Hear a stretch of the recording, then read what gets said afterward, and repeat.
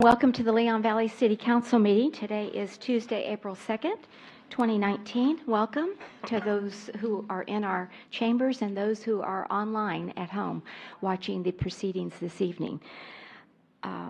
It is approximately 6 o'clock. We do have all council members present and have a quorum, so if you'll please stand and join me in the Pledge of Allegiance. We'll begin our meeting. Thank you. I pledge allegiance to the flag of the United States of America and to the republic for which it stands, one nation, under God, indivisible, with liberty and justice for all. Thank you very much. Just a few housekeeping details before we start. If you'll please silence your cell phones. I greatly appreciate that. And then something that came up at the last meeting is if you'd like to speak to your neighbor, we love that you're here and that you want to interact. But if you could please, if you need a conversation while you're in the chambers, if you could just please step outside the doors into the hallway, that would be greatly appreciated, just because of the trying to listen and Sandra's trying to take the minutes and whatnot. So we appreciate that consideration. And last but not least, our local rules do allow for our citizens, thank you, to participate throughout the agenda. So if there's any agenda item that you would like to say something and give some feedback on, please just raise your hand and I will recognize you after we've had the presentation and council questions and answers. Okay? Thank you so much. Do appreciate it. All right. This evening we have several presentations. Presentation number 2.1, presentation of the 2018 Achievement of Excellence in Library Award.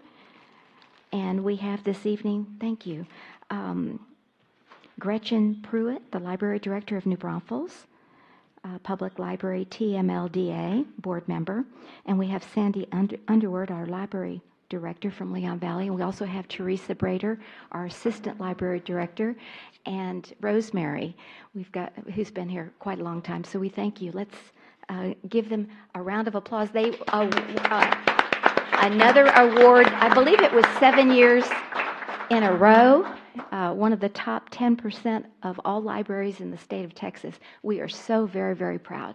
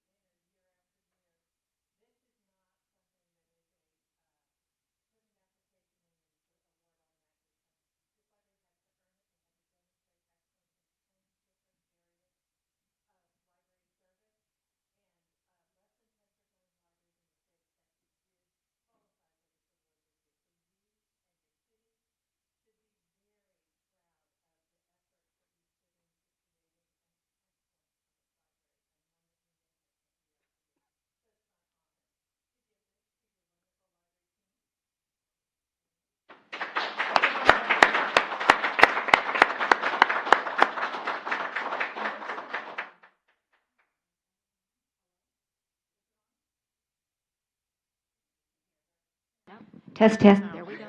There. This is a library award, and it's quite a team. So we have Assistant Library Director Teresa Brader, the face of the library, Rosemary Tijerina. When anybody says library in Leon Valley, that's who they think of, and we know she's an excellent ambassador of that. And Carol Poss is one of our wonderful volunteers, board member, trustee, Friends of the Library president. So it's everybody put together. We have an incredible team of volunteers that allow us to do what we do, because if it wasn't for that, I'll tell you, the 7 staff members, we wouldn't get it all done. So thank you to everybody and for everything you do to make it happen, and to the community for allowing us to do what we do. Our newest member of the team, I have to recognize, Melinda Tokmidosh is our newest member of the team also. She's a staff member, and this is her award too.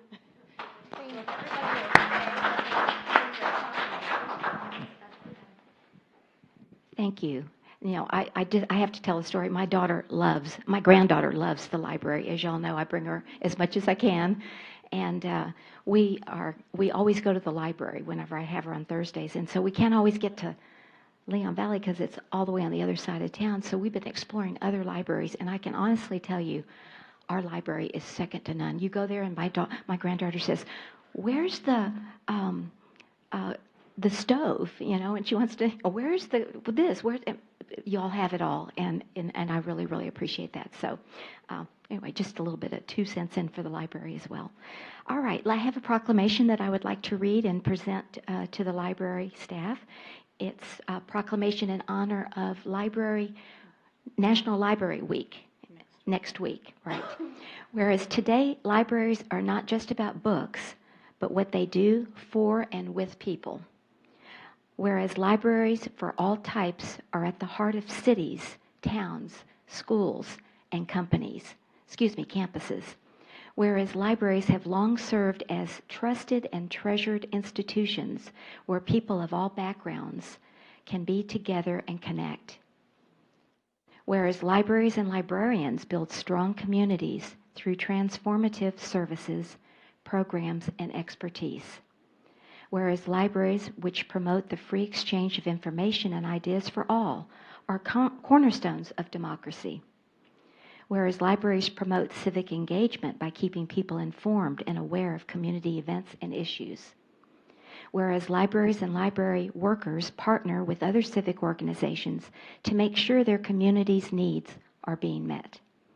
Whereas libraries and librarians empower their communities to make informed decisions by providing free access to information. Whereas libraries are a resource for all members of the community, regardless of race, ethnicity, creed, ability, sexual orientation, gender identity, or socioeconomic status, by offering services and educational resources that transforms lives and strengthens communities. Whereas libraries, librarians, library workers, and supporters across America are celebrating National Library Week. Now, therefore, I, Chris Riley, Mayor of the City of Leon Valley, do proclaim National Library Week, April 7th to the 13th, 2019, and I encourage all residents to visit the library this week and explore what's new at your library and engage with your librarian. Because of you, libraries transform. Signed by my hand, the second day of April, 2019, Mayor Chris Riley. Again, let's give him another round of applause. Do you know we're only one of 3 suburban cities that have a library, so we stand out in that regard as well. Thank you. You want to say anything about the summer program while you have summer program? Hold on to your hat. Okay, that's right. It's out of this Yeah, world. It's called a Universe of Stories. It's a space theme, so we're saying it's out of this world. Okay.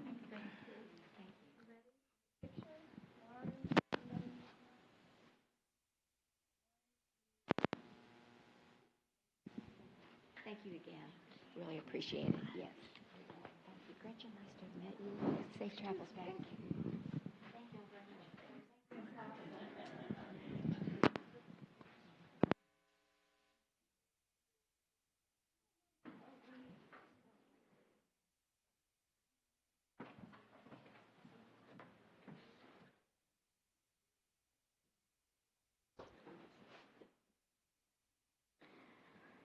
Okay, so that was presentation 1 and 2. Moving then to presentation 2.3. It's with great honor and pleasure to introduce Tom Benavides, Vice Chair of the Tree Advisory Board, and he will be here this evening to give the annual report. Welcome, Tom. We're so glad to see you.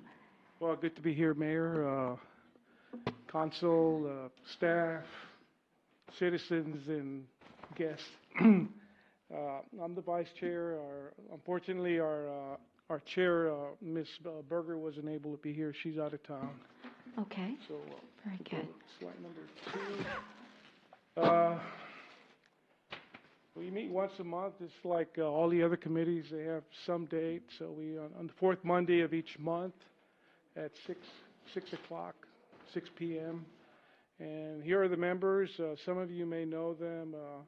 Irene Ballridge, Amber Mauser, Melinda Dawson, Mary Key, Rich and Diana Sarfin, and our staff liaison is David Dimeline, and Melinda's here because he's at a training class this evening. Also not mentioned up there is a forester that we have, Mark Cozy, and you'll see his name down the road here. The city council appointed the tree advisory board. Actually, on an annual basis, we have to register to get in, but it was established about 7 years ago, and we do some variances, and we engage with the liaison to make sure that they're enforcing any of the fines that are assessed on some of the people that have cut down trees illegally in Leon Valley. And also, we've worked on, you'll see later on, some of the folks that have gotten variances like Quick Trip, but we'll go over that later on here. We hold an annual arbor event, and usually it's during the Halloween time, right near the end of October. We partner with the library because they have like a little Halloween party for the kids.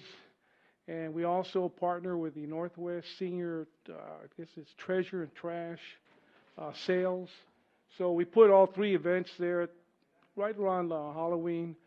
And we adopt out trees to the citizens, and we partner with CPS Energy on this.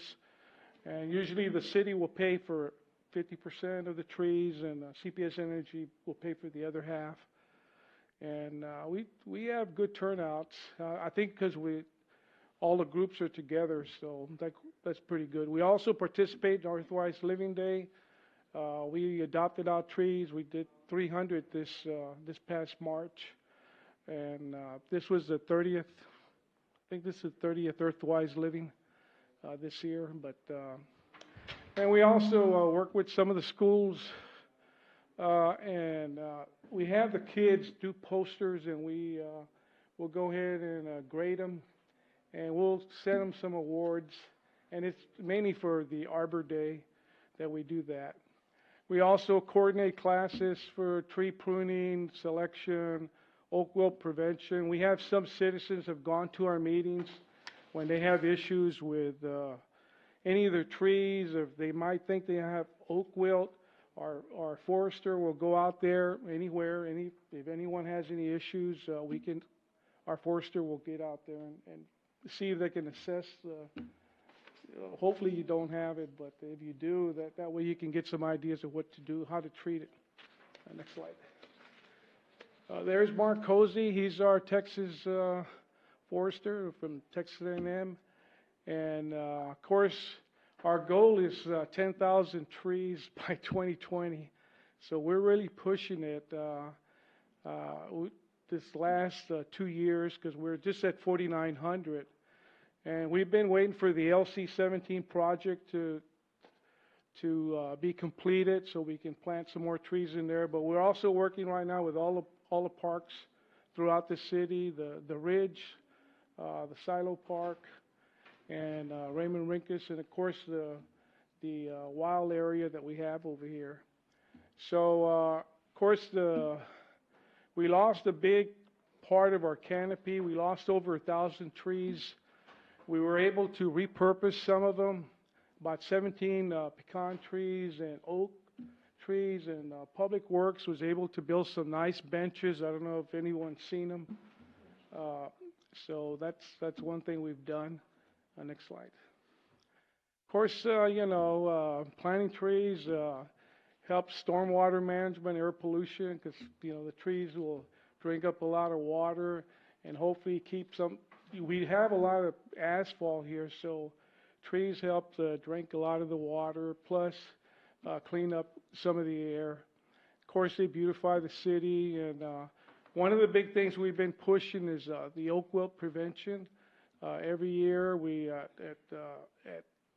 during the Earthwise and our annual Arbor Day, we demonstrate the tree injections. There's a fungicide that you can inject into your trees to prevent it. Yeah, I think if you have it though, usually the mortality rate is high on those trees. There's also trenching because these trees, a lot of the trees here in Leon Valley, they're actually one tree. They just kind of root out and keep on throwing a shoot. So what happens if one tree gets infected, it passes the disease on to the other trees. And one of the problems we have is some of the arborists that I guess people hire, they'll go ahead and use the cutting tool, cut an infected tree, maybe somewhere else, and then they'll come over here and infect one tree, or one of our trees might be infected, and they're supposed to disinfect the cutting tool in between trees, even if it's an Arizona ash or a hackberry tree, because they also get that fungus, but it doesn't affect those trees. It only kills oak trees. So you're supposed to clean the cutting tool every time you trim a tree. So we try to make public awareness, just like it says there, and that's it. We have a trench that we did on Forest View. It's 1,000 feet. It's on the other side of Evers because the disease is moving towards that neighborhood, Forest Oaks neighborhood. So we're trying to stop it. It's over here in the other estates on this side of Evers. So it's 5 feet deep. We had a company come in, or actually Public Works had a company come in, and it's 2 feet wide. It's already been backfilled, and it has like a cement on the bottom, maybe 3 feet, and then 4. It's 4 feet of cement, and then it's more asphalt. That way the roots, see, if you cut the roots, the disease can stay in these roots for 5-10 years, but we're hoping that it takes many years before they can reconnect. So we're just trying to halt the disease from moving into Forest Oaks at this time. Next slide, please. There's the trench right there. If you can see, That's what we're all worried it's about. a big old ditch witch that goes in there, and it just kind of goes in there. It's 5 feet deep, and I think we spent $10,000 on it. So that's what it costs to do that. But that will protect many residents on that side of Evers Road. So it's important that we try to halt it wherever we can. I know the different cities here have done the same thing. Hollywood Park is one area that's very infected, and they've used trenching, and it's been very effective. So next. This is one of those certifications we have. It's Tree City USA, and it's not just completing an application. The city has to make a commitment to spend X amount of dollars per capita, and have a commitment to have an Arbor Day, and there's other criteria, but that's mainly the main ones. So, and we also have outreach to the citizens. So, next slide, please. Okay, there's a couple of projects. Raymond Ricketts Park, there's one area that's near the tennis courts there. They're going to make a bioswale, but they're going to have some tree plantings. That's an area, every time it rains from that neighborhood, it kind of fills up, and the water will stay there for maybe a month or two. So hopefully, when they finish that project, it'll help control that. Also, Sidle Park, Tiger Sanitation is going to plant 200 trees. They're going to be 5-gallon trees, and this is hopefully at the end of April. And we're planning a mass tree planting within the city, but we're still looking for some areas. And this will be saplings, and this is what the Texas Forester does. You've seen these little forests that they put throughout the city of San Antonio. That's going to be pretty much the same thing. So, next slide. There's again our goal. Sanitation just got our contract here, and they committed to give us 100 trees every single year for 7 years. So they're behind, so this year they're giving us 200 trees, and White Conley Builders, they're the ones that building this apartment complex out here on Grissom Road. So they're also gonna give us maybe about 100 trees. And then, of course, Quick Trip did a great job on that corner lot over there. There was that big black willow that was there, and they tore it down. And, of course, they put some nice oaks and everything in that area. So, next slide, please. So that's it. that's Okay. Thank you. Excuse me, Ms. Joseph, can I see if the council would like to have questions? And we'd love to get your questions as well. So I just have a few, and then I'm sure some of the other counselors do too. Are you planting native trees? Yes. All native trees? I think that's really important. We're trying to stay away from oaks. From any oaks, Mhm, and right. everything that we're adopting out is native trees only. And what we found is that some of the smaller trees do much better, because a lot of homeowners have these large trees. So if you put a small tree, it's not going to grow very well, or sometimes they'll go after the sun, so they'll start leaning out. Some of the people that lost their big trees are putting in small trees. Mhm, They don't have okay. much space, but All right. except for damaged trees. Right. I'm getting a lot of questions in Forest Oaks, where I live, about the oak wilt that jumped from Evers. You know, I guess it jumped from that house on the corner Yes. of Evers and Rue Francois over to Forest View. And I know we've done a preventive measure, which I hope works. But the question I'm getting is, what should they do? What should homeowners do now? I mean, I know the ones that are real close to Forest View probably want to inject their trees, but what about people that live like blocks away? Do we need to start injecting our trees as well? I would say if it's, well, this is what the forester says. If it's within a block away, you A might block. want to start injecting your trees. What we're trying to do is every citizen here, we have two of the systems to inject the fungicide. But if we do it, we need a waiver of liability. And we're trying to get one of the homeowners. He's going to allow us to do that, but we need a waiver of liability in case his oak dies or something, and also because we're going to go on his property. So we're working on that right now. But what should they do? If they prune their trees, make sure they have an arborist that's following the rules. That's the biggest thing. And then if they see the disease moving past that trench, we have a secondary trench which Public Works is going to dig. There's an alley that's parallel to Forest View. That's going to be the second line of defense. If it starts jumping there, I would say you're within a block, you should start injecting. That's probably the cheapest, most effective way rather than trenching. Okay. So, Right, and I understand that at Public Works you have one kit that you can check out for free, and then you have to buy the insecticide or in whatever. fungicide, you have to purchase that Okay, so yourself. just call Public Works on that. I know Mr. Krause did a demonstration at Earthwise, which I attended, but there's like maybe 3 people. I mean, we didn't have a whole lot of, Yeah, we did attendance, it on and a so that's, hackberry tree. yeah, and it was a hackberry tree. That's right, you were there. It wasn't an oak, but still, it was very interesting to see how you did it. So I wanted to learn. Okay, well, those are my questions. Let me see if there's any other questions. Yes, Councilor Alcacer? I was talking to somebody and who indicated the fungicide was very expensive. Is that true? Yeah, it can run anywhere from, well, depending you buy the fungicide is based on the diameter of the tree. So for every inch, you could probably spend about $30. So it could get expensive. But the tree, when you look at it, if you have a large oak, that the tree's probably worth,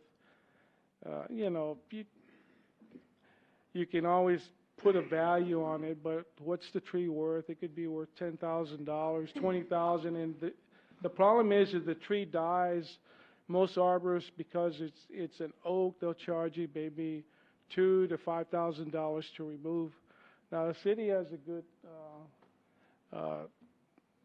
I guess, a good crew that can knock it down, but if you have to hire a company to do it, they're going to charge you quite a bit. So it's a lot cheaper than replacing the tree and hiring somebody to do it, because the city doesn't, we don't cut down the trees for the citizens unless they're in, The right of way. they're dangerous to the rest of the citizens, like that one over there on Everest Road, because we were afraid that it might hurt someone with their child or walking down the sidewalk, or some wind might come, a branch fall.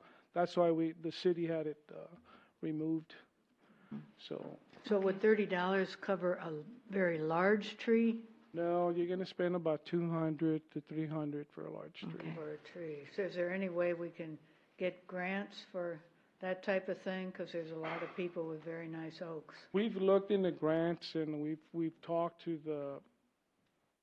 the Forest Service to see if they have any groups, but some of these groups that used to actually give us grants, the city, to buy trees, they've just stopped giving these grants out. And also, there hasn't been we've had the fungicide treatment unit, but there hasn't been any interest in using it. So Right. we're trying to get people, educate the people, try to help them out, but there hasn't been a lot of interest in people even checking them out at all. Don't give up. I really appreciate what your group does. It's Right, and really we're nice. still gonna try to do another demonstration on Yeah. a real tree that's in the path of the disease there on Forest View. Very good. All right. Any other questions? Yes, Counselor Jordan. Yeah, so does the fungicide only spread through the roots? I see where you said you dug a trench and try to fill it up. Or is it airborne also? Or how's it transferred from one side of the street to another neighborhood? It actually goes through the root system. The disease itself, right? It travels through the root system, and what it affects the hydraulic system, where it can't take up any nutrients or water, and that's what kills the tree. And that's it. And if there's not a beetle. I thought there was a beetle, Counselor, that was There is a airborne beetle, too. there's a sap eating beetle, and what happens is, if you cut a limb and you don't paint it, Okay. that beetle can smell it, and he'll find that tree, and he'll start eating the sap. But what happens on the back, for some reason, the spores of this fungus, they get on the back of the beetle, and then while the beetle's there eating, it just some of the spores get on the tree, and once they get there, they'll start working, and it might take years for it to get to the point where it can attack your tree. It'll just start multiplying. Like I say, I don't know how long it takes, but I'm pretty sure it doesn't go overnight. But that's the other way of transmission of the beetle. Yes. Okay, and you said the city, you spent $10,000 on, what project was that? That was The $10,000 or trench something? on Forest View, excuse me. Okay. And you know how much the average costs to have an arborist come and actually do the treatment?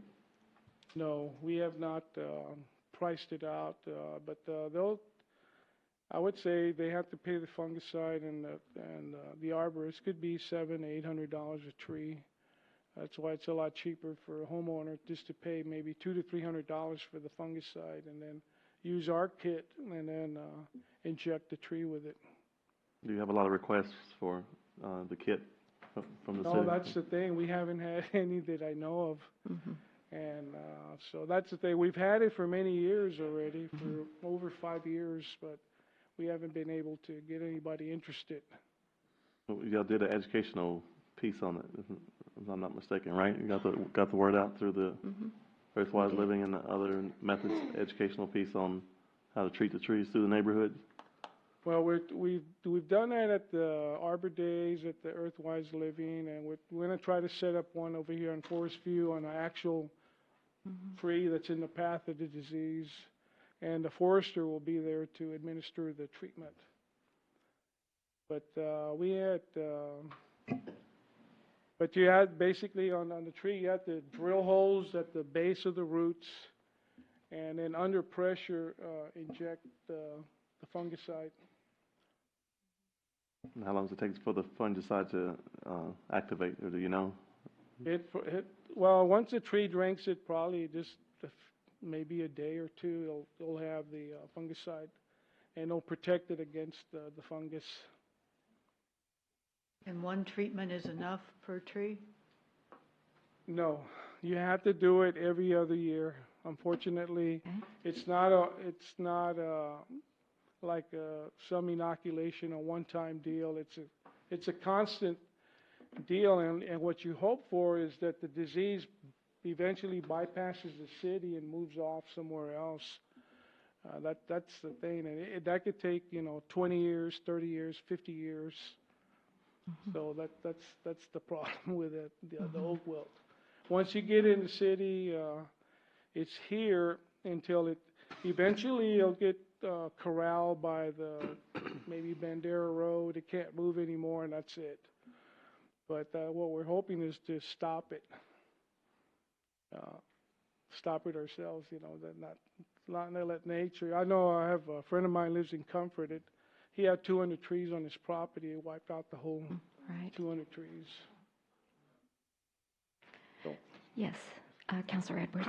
Is there any type of oak that's resistant to this disease? There's one that's the chickapin oak and the Monterey oak. Not to say that they can't get it, but they're not as susceptible. The red oak is the worst. Right. And the mortality rate is it's like 100% on a red oak. On a live oak, maybe mortality is, I would say, 90%. I mean, or maybe even higher, 95%. Some trees will survive oak wilt, but very few. What was the first kind of oak you mentioned? Chickapin? Chickapin and Monterey oak. Thank you. Yes, sir. It's kind of related to white oak, and they call that version Monterey oak. Okay. It's a white oak. Tom, I remember a couple of years ago we had it was for Monte Robles and for the Rue Francois area. We actually had a seminar here in the chambers, so maybe we could try doing that again because of the jumping of the Evers. So we have a whole new section, which is forest oaks possibly. That might be a suggestion. I did talk to the neighbor on Evers who has been affected by the oak wilt, and she shared with me they've spent $10,000 taking out oaks, injecting the oaks that weren't dead, and then planting new oaks. So it's a very expensive process, and it is related to our property values, as we know, right? Trees give beauty and lots of other reasons, but it is affecting our property values. So it's something worth saving. Right. And so thank you for educating us this evening. Really appreciate that. Okay, Ms. Joseph, come on up and please share your question to Mr. Benavides, who's the Vice Chair of the Tree Advisory. Lynn Joseph, 6423 Trotter. I wanted to know what type of disinfectant should they be using on the equipment? I'm sorry, Ms. Joseph, could you speak into the mic? Sorry. I wanted to know what kind of disinfectant should be used on the tools and equipment. What you can use is plain old Lysol. Okay. Spray it on, and then wipe it down, and then you can re-oil your cutting tool and regular Lysol. Okay. And then the other question I have is, is the soil contaminated so that you can't plant anything in there? Do you have to treat the soil? No, it has to be in the root. So, but you've got the roots in the ground. As they decompose, they're not going to? The root can stay there for 10, 15 years maybe with the oak wilt in it still. So it can But affect? once it gets in the dirt, though, Okay. it doesn't do anything. It doesn't stay there and attack anything. Okay. Very Thanks, good. Tom. Thank you. Thank you for those questions. Yes, Councilor Jordan. The tree dies and you have to dispose of it. What's the proper method? Do you have to? You really need to hire someone to get it out of the city as soon as possible, and then hire again, unfortunately, an arborist that can that knows how to deal with it, because especially with red oaks, because they have this fungal mat that grows in on these oaks. When the fungus gets into the oak tree, the bark falls off, and you see this big fungal mat. And that, if the wind blows, that stuff starts going all over the place. And if someone's pruning their trees or something, that fungus will be there. So that's why they need. I don't know if they wrap them or they have to cut them and they have to get it out. And I don't know where they take them. I don't know, they have to burn it. I know they used to burn it out here at Mitchell Lake on the south side. So I don't know how they dispose of it, but we need to get it out of the city as soon as possible. I know the live oaks up here, they just leave them there. A lot of people have left them there for years. But I know on the red oak, they're highly contagious, So Yes, then Councilor Alcacer. once they cut them down, you were saying it's in the roots, but if they cut them down, people use oak for firewood and you don't know where you got it, and That's another thing. We have a little flyer that you have to be careful bringing wood. Live oak is good to burn because it's hot, and some people like to barbecue.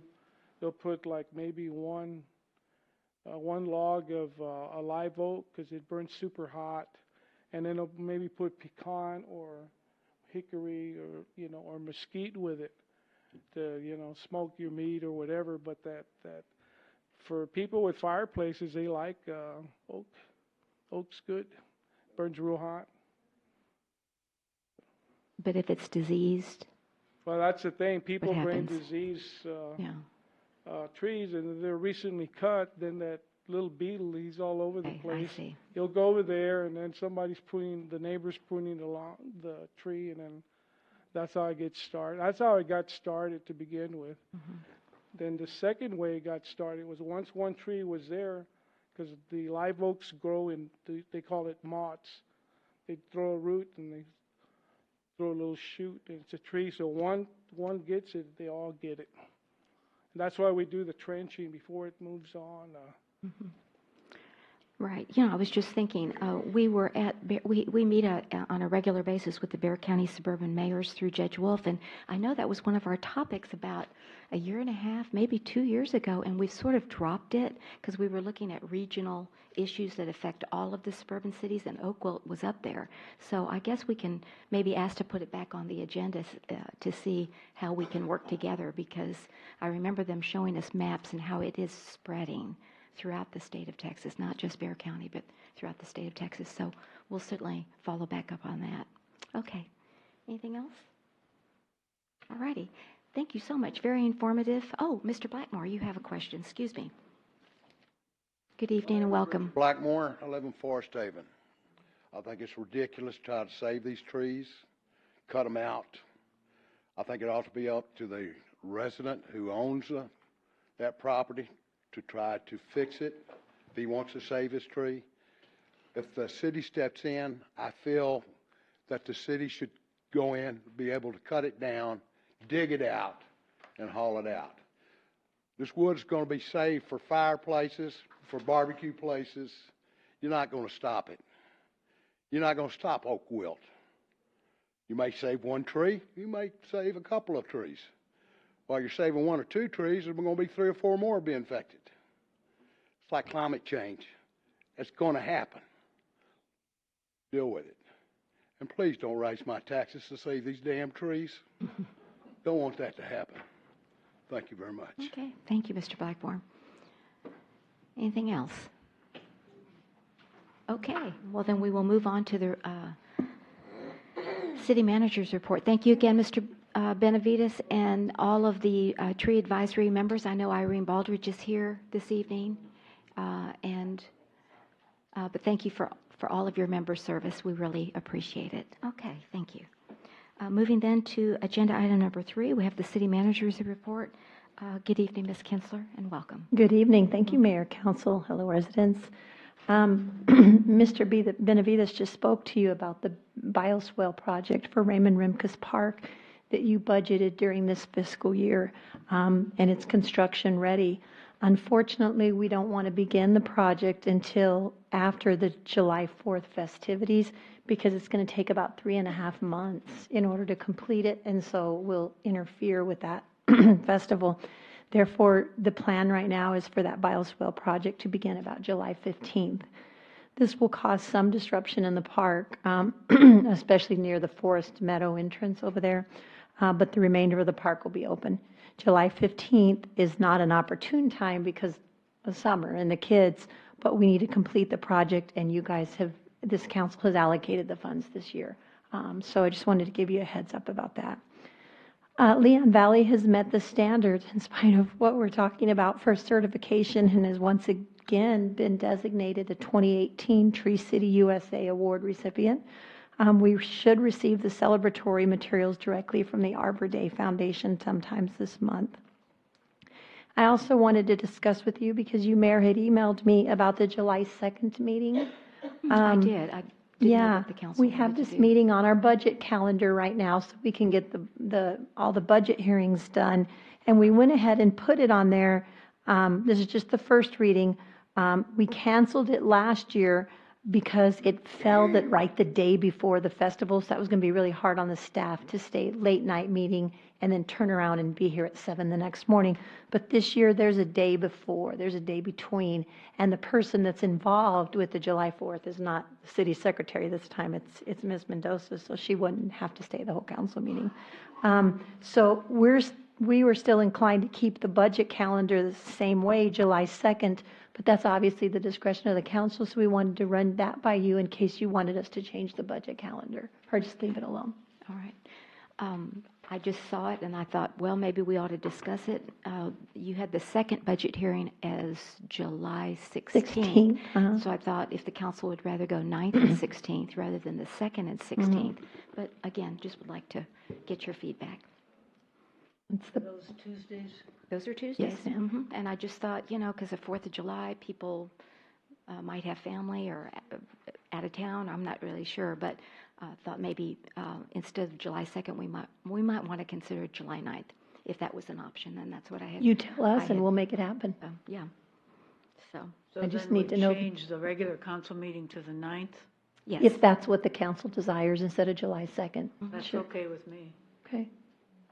What We does still everybody have else? 2 council meetings that Exactly, month. right. the right. 9th and So it the doesn't really 16th. change the budget calendar. Yeah. Is that I mean, it changes acceptable? one day, but it- Everyone? Okay, very good. All right, thank you. So it'll be July 9th instead of July 2nd. okay, we'll get the budget calendar changed then. Thank you. Just wanted to remind you that each one of you have been invited to Representative Ray Lopez's community swearing-in ceremony, and the community as well. Festivities will take place this Saturday, April 6th, starting at 10 o'clock a.m. At the Alicia Trevino Lopez One-Stop Senior Center on Culebra Road. Your families are welcome. They're going to have performances by Northside students and opportunities to meet elected officials. But you do need to RSVP if you're going to go by this Friday, and you can call 512-463-0669, or you can email district125@house.texas.gov. So if you're a local elected official, you need to let them know one of these 2 ways that you will be in attendance. The phone number again? Yes, ma'am. The phone number is 512-463-0669. The League of Women Voters of the San Antonio area would like to co-sponsor, we're still deciding if it'll be with us in the library, but a candidate forum for city council candidates. Kathy Hill proposed, well, her first day was the 18th, and she changed it to the 17th, so now it's Wednesday, April 17th. She'd like to start early evening, starting at about 6:30 or 7, and try to be finished by 8:30. The League of Women Voters would contact and coordinate with the candidates, moderate the forum, and they would have volunteers working to collect the cards or the questions from the audience. And they'll also design a flyer that we could use for publicity. The city, in turn, would provide the space and the setup and takedown of the chairs and the table, and then just help them get the word out on our social media. And we've done that. I just emailed you, Mayor, several hours ago about that. I think we've done it. The city of Leon Valley has co-sponsored it since 2014. Okay. And I'm not sure what happened before that. Maybe there was some library involvement, but we have sponsored it. This will be like the 5th year. So if that's still okay, we'll just keep it that way. That sounds Is that good. all right? Oh, yeah, you bet. Okay. Also, Monty Bell would love to have a quick photo op with us. I don't know who realizes it, but Leon Valley turned 67 years old yesterday, or young. I thought So- it was March 31st. She said it was, huh? Yeah, Oh, it March was 31st. Sunday. Okay, Sunday. I'm sorry. Yeah, that's Okay, right. I always, March 31st. I always remember the Leon Valley's Okay, birthday. my notes say yesterday, so, okay. Uh-huh. So I wanted to thank Maribel for ordering the cake and remembering this. And I would like to get the staff that's here and the city councilors to stand up front, right up here with the picture of the cake, if we could, so that we can put it on our social media, celebrating our birthday. Okay. So if we can, is that okay? Can I do that? You want to get that for us, Maribel? Thank you. We get some cake too? Absolutely. Can we have our cake and eat it too?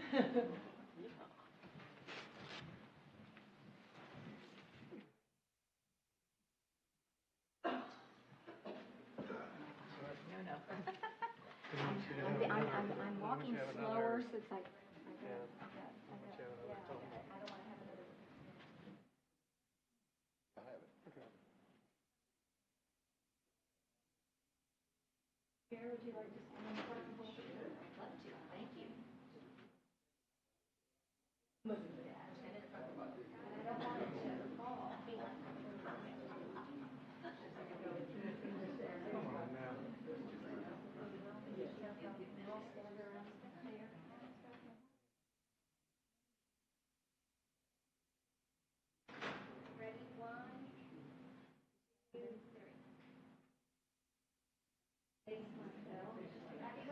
Yes, happy birthday, Leon Valley. If you'd like cake, Maribel has it there, ready to serve yourself.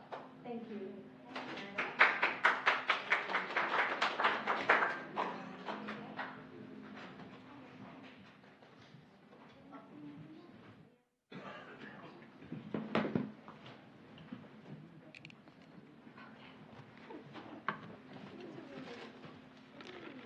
Can I also give out our other birthday Please, this is a celebrations? great time to Okay. do it, sure. So we have 2 birthdays this month.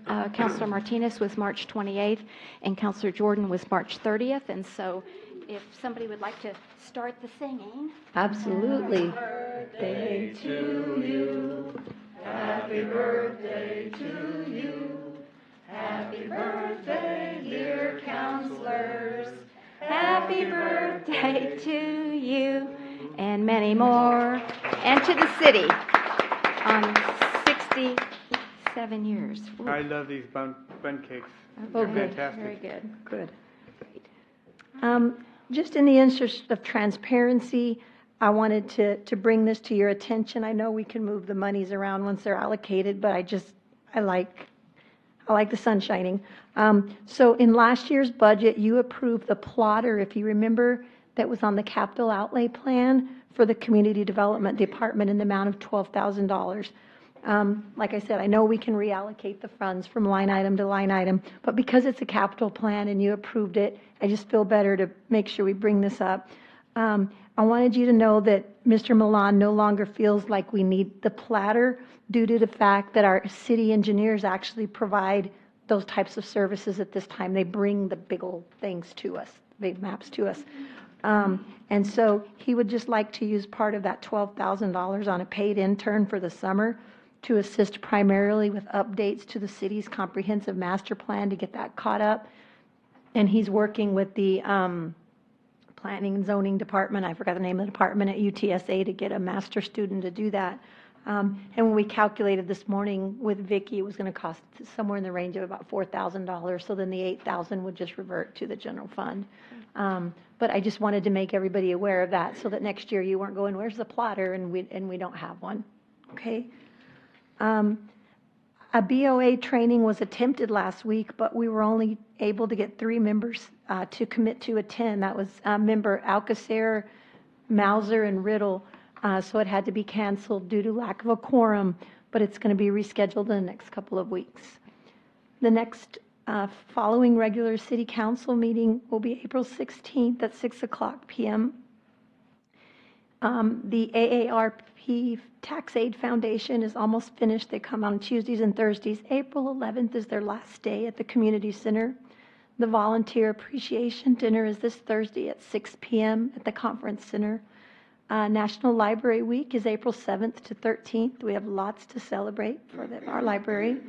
The Economic Development UTSA breakfast is Wednesday, April 10th from 8 to 10:30 at the conference center. Coffee with the mayor and council is Saturday, April 27th from 9 to 11 at the conference center. May 4th, 2019 is the general election. Movies in the Park and the unveiling of John Marshall High School's 18-wheeler is on April 12th at dusk. That'll be a fun one.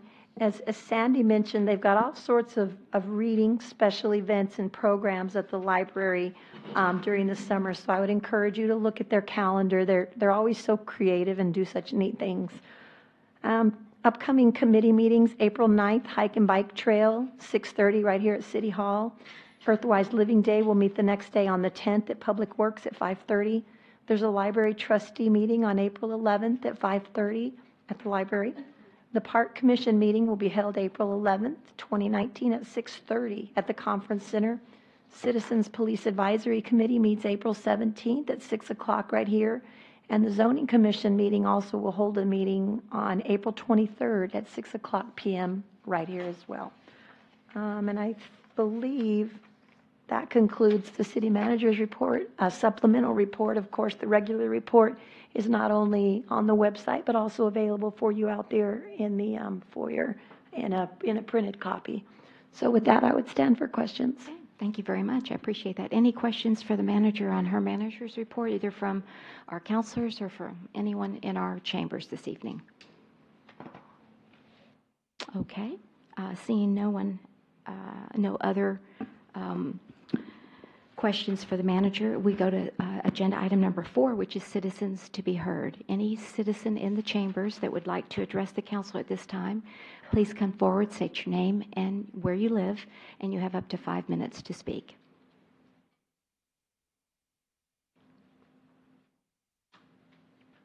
Okay. Seeing no one for citizens to be heard, then we'll move to announcements by the mayor and council members. Let's see, Ms. Rodriguez, we'll start with you this evening. We'll just try to do a round robin. Yeah. Just want to tell everybody thank you for coming tonight, and hope we have a good Easter season. Okay, very good. Thank you. Councilor Alcacer. Thank you. I agree. Thank you. And keep smiling. Please learn more about your candidates by coming through the forum, trying to contact them. And please plan on voting. Early voting starts April 22nd to the 30th. And the election is May 4th.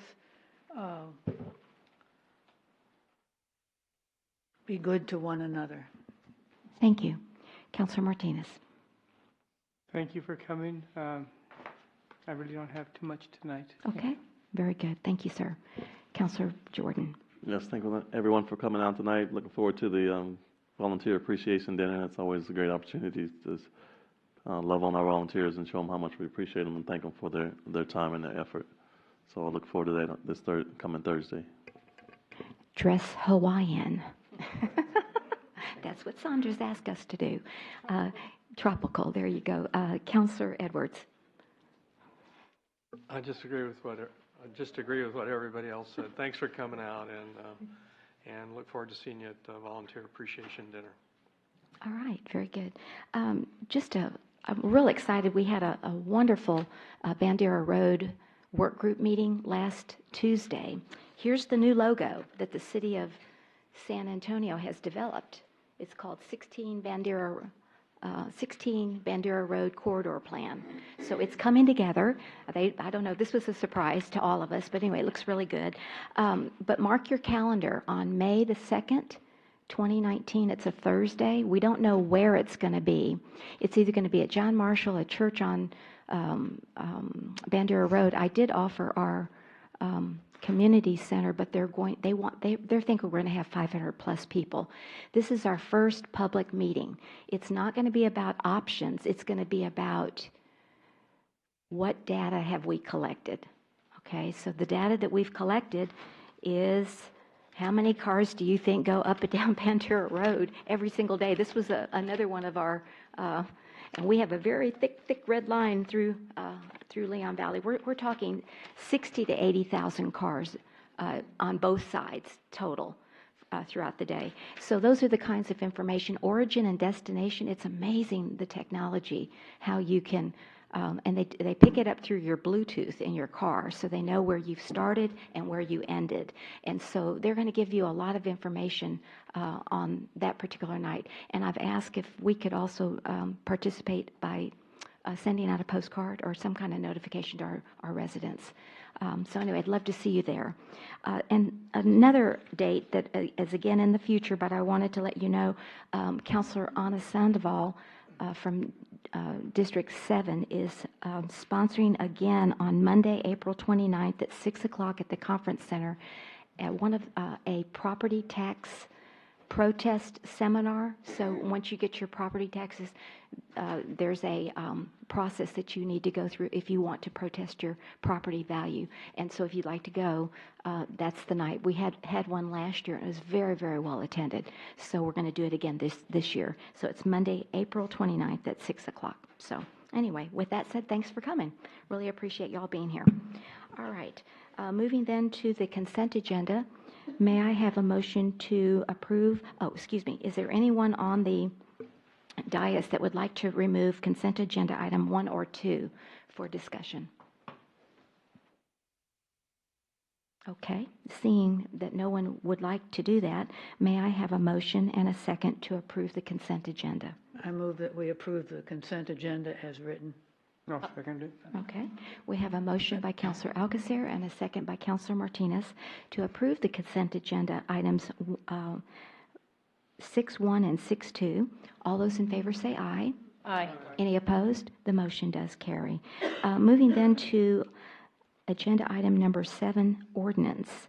These are our second reads. Those of you that are regulars here at our chambers know that it takes 2 readings to adopt an ordinance, and these are our second readings from our previous meeting, and we will vote tonight on 7.1 through 7.6 unless the council wants to table it or what, and then we'll ask for any updates on each one of these items. So Ms. Pasley, if you'll please read 7.1 under ordinance, please. Thank you.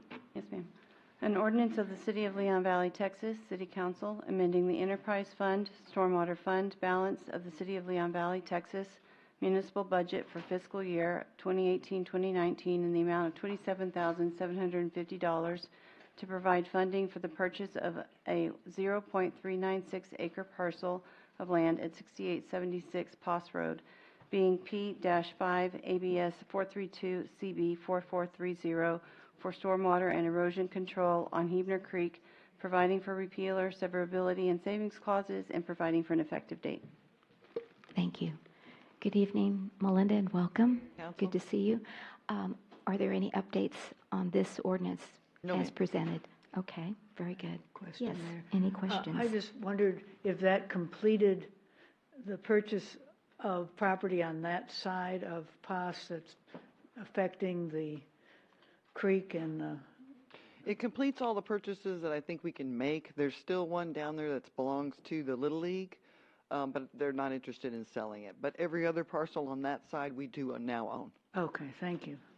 Yes, Councilor Martinez. What about that house that we tried to buy a couple of years ago? Is that still? We still have an option to buy it if they decide to sell it, but they're wanting a lot of money for that it did not appraise for.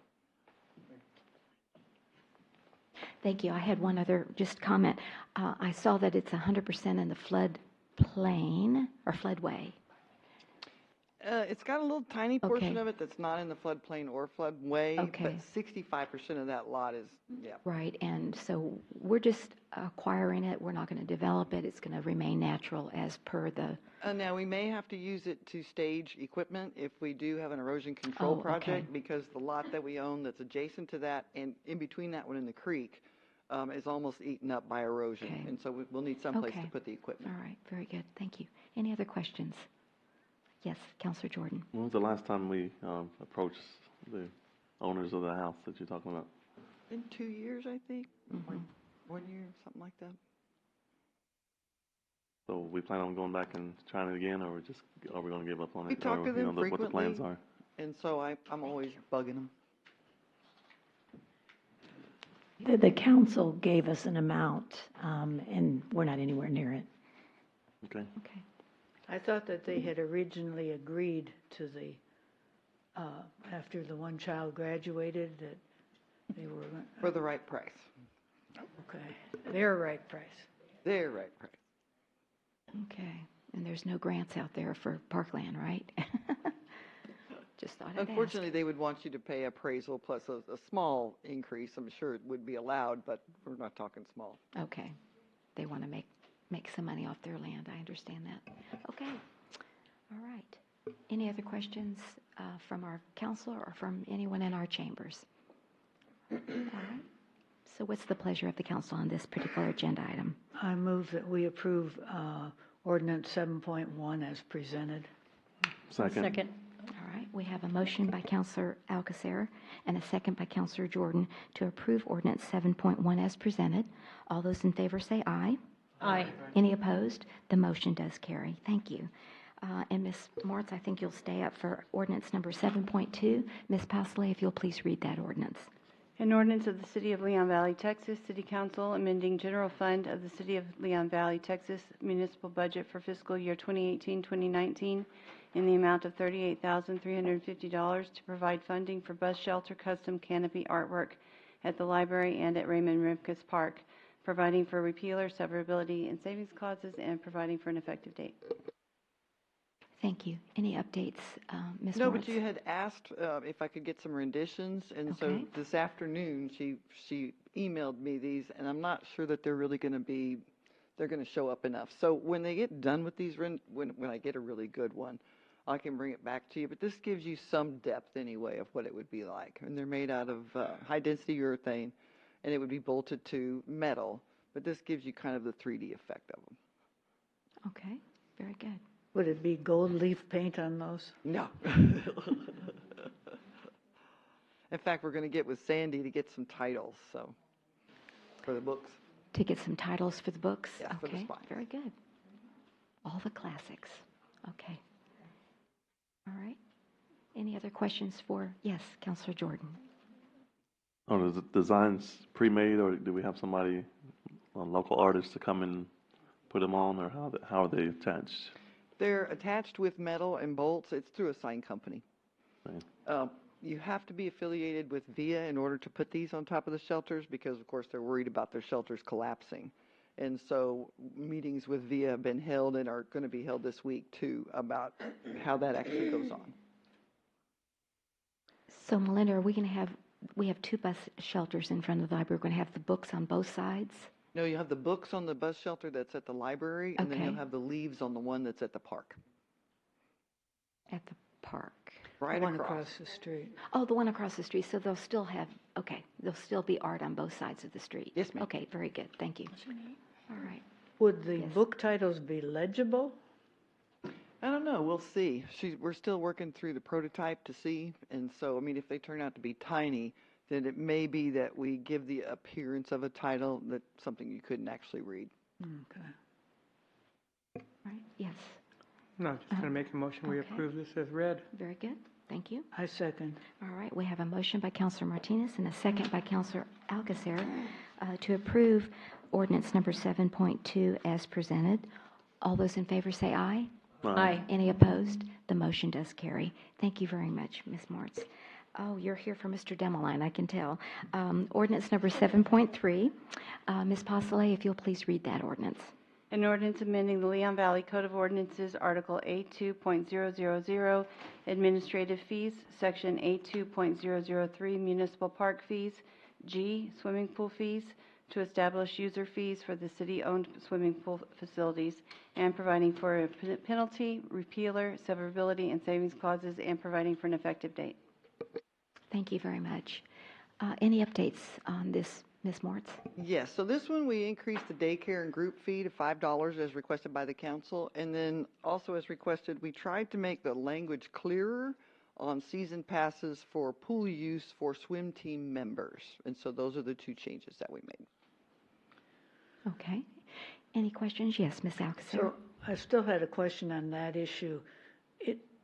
It looks like that somebody can say, I'm going to be on the swim team, and so I get a pass for $10. Is that? Yes, ma'am. So supposing they say that and don't do that? We would verify that they were on the team. Okay, so that would be after the fact and say, hey, you did this and you didn't pay, and now you owe another $20 or $30? I would think we'd verify it first before we'd allow them to pay just the $10. We'd just make sure they were on the team and then give them the pass. Because aren't they going to be sold ahead of time, the passes? I believe the swim teams are also going to try to be put together ahead of At time that because time. they need to start practicing now. Okay, thank you. Okay. Very good. Yes. Council, I'm sorry, Ms. Caldera. No, the pool advisory board requested whether or not they could pay the pool fees online. We spoke with both Encode and I spoke with Vicki about PayPal. Unfortunately, both of those items are not feasible to do for this year. We could definitely do the Encode process for next year, but it is a monthly cost in order for us to be able to pay online. And we can't stop it, so it's not like we can only pay for 3 months. You would have to pay all year in order to have that feature. As far as PayPal is concerned, because PayPal isn't incorporated into Encode, we have single source billing with Encode. Vicki didn't feel comfortable on the financial side that it was secure enough for us, for the audit later on to accept fees that are in a separate accounting section than what we would normally be used to. So after discussing it with her, we kind of feel PayPal isn't a feasible option, but if it's something that council wants to investigate for next year, we can definitely get an online application through Encode, and it would be incorporated in our financial systems. So just wanted to note that.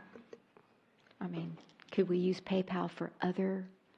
What happens Other with than just PayPal the is they want your swim team? bank account number. Oh, they want your bank And so account number. Vicki won't, Okay, as far as gotcha. the details and stuff go, she didn't feel it was secure enough, and as part of our financial transparency section of what we're trying to accomplish, she didn't think that that was Okay. appropriate. All right. So the only way people can pay then is to come to City Hall, Correct. to pay by credit card. They can pay by credit card, cash, check. Cash They or can check. drop off a check at the box, like at the water bill thing, if they want Okay. to, and we can mail them their pass if they want us to do that. Okay. So there's other ways to do it. I know online is Is great. much more convenient for a lot of people. yeah. Correct. If I knew a little bit earlier, then I would have definitely been able to get it up there, but as of this close to the pool season, we won't be able to do Okay, that. so when is the notification going to be going out to the residents about all of these fees and registering for the pool? I've got a website article ready to go for tomorrow morning if these fees Oh, get approved. great. And so Okay. then we would start taking applications for the season passes on May 1st. Okay, on May 1st. I still need to get the armbands ordered. Oh, I mean, they're okay. ordered. I just need So to get that's them how in. everybody's going to be able to get in? Yes, ma'am. Is the armband, I mean, I guess you can take it off and put it back on? Yes, ma'am. Okay, I was going to say, I don't want to walk around all. That stretchy. Yeah, there you go. Everywhere I go, I have an armband on. Okay, thank you. I don't know why that came to me. Yes, Counselor Officer. So weren't they going to also be able to buy them at the pool? They'll be able to get a daily pass at the pool, yes. They Okay, will but not be not able the to do a membership. season pass there. Okay, thank you. The daily pass. Okay, very good. Yes, Counselor Martinez. With the Encode, you mentioned it's not feasible to do it for just 3 months, but if we were to do it next year for a whole year, what other items could we use it for? You can't. We already have water bills online, building permits, I think you can pay online. it's just part of the feature. We would have to continue to pay for that additional service to be able to use pool fees online. And it's like I think it's $165. I'm waiting for the final quote, but you would pay that the full year every month for that service. And then there's going to be one cost to get that feature on our website. So, and that's the cost that I'm waiting on from Encode. But either way, she told us it wouldn't be ready by May 1st. Gotcha. So I just figured I'd get that information and present it to y'all, because I know we're looking at doing the pool services in-house possibly next year, so that can all be incorporated next year if y'all would like. They're at $175 a month? Yeah, for when we pay online applications for payments, there's just a monthly cost for it through Encode. And I want to say it's $165 a month per application. And so for the pool service fee, I would assume it would run the same. I don't think it would be any different. Okay, thank you. Okay, thank you. Anything else? Any other questions Excuse me. from, yes, I'm sorry, Counselor Jordan. Was there ever determination made on the contract for food and things that's going to be sold at the? They're going to run the concession stand, and what I had suggested in their contract, which we haven't gotten back yet, is that we split any net proceeds. So they pay themselves back for the food, and then we split the profit 50-50. Okay, and then what about the repairs? The repairs to the pool are, we're still getting hub vendors for it. It's going to Okay. be about $14,000 to fix the skimmers and all that good stuff. Okay, so And it was a leak at the top of the pool then? Yes, ma'am. Okay, So- very good. All right, thank you. Anyone else? All right, so 7.3, I move that we approve it as presented, and but including the changes. I'll second that. we have a motion by Counselor Alcacer, a second by Counselor Martinez to approve ordinance 7.3 as amended. All those in favor say aye. Aye. Any opposed? The motion does carry. Moving then to agenda item 7.4. Ms. Postle, if you'll please read that ordinance. An ordinance amending the City of Leon Valley Code of Ordinances, Article 4.01, Credit Access Businesses, to provide a certificate of registration application fee amount, amending the City of Leon Valley Code of Ordinances Appendix A fee schedule to add Section A 17.010, Credit Access Business Registration Application Fee, providing for repealer and severability and savings clause, and providing for an effective date. Thank you, Ms. Postle. Good evening, Ms. Frederick. Do you have any updates? Good evening, Mayor and Council. No updates on this. Very good. All right. Any questions from the counselors on this particular agenda item? And any questions from any of our citizens in the chambers this evening on agenda 7.4? Okay. Well, I move that we approve 7.4 as presented. All right. I'll second. All right. We have a motion by Counselor Alcacer and a second by Counselor Rodriguez to approve agenda item 7.4 as presented. All those in favor say aye. Aye. Any opposed? The motion does carry. Thank you very much. Moving then to agenda item 7.5. Ms. Postle, if you'll please read that agenda item. An ordinance amending Section 3.05.005 of the City of Leon Valley Code of Ordinances regarding residential fences in the front yard, providing for repealer, severability, and savings clause, and providing for an effective date. All right. Good evening, Mr. Milan. Welcome. Council, thank you. Yes. Are there any updates on agenda item 7.5? Yes, ma'am. I do have a few updates. Okay, So very at good. our last council meeting, we discussed amending the building code to allow for residential fences within the front yard to be up to 6 feet in height, provided they were constructed of ornamental steel and iron, were open and transparent, and provided they were only to be constructed on lots that were within the RE1 district or lots over 1 acre within the R1 district. So we discussed that. Staff presented some other cities' ordinances, particularly Terrell Hills and Almas Park, and the council expressed an interest in seeing more exploration into possibly allowing different types of building materials to provide some different architectural combinations based off some of the images that we saw that had a combination of brick and stone with ornamental steel.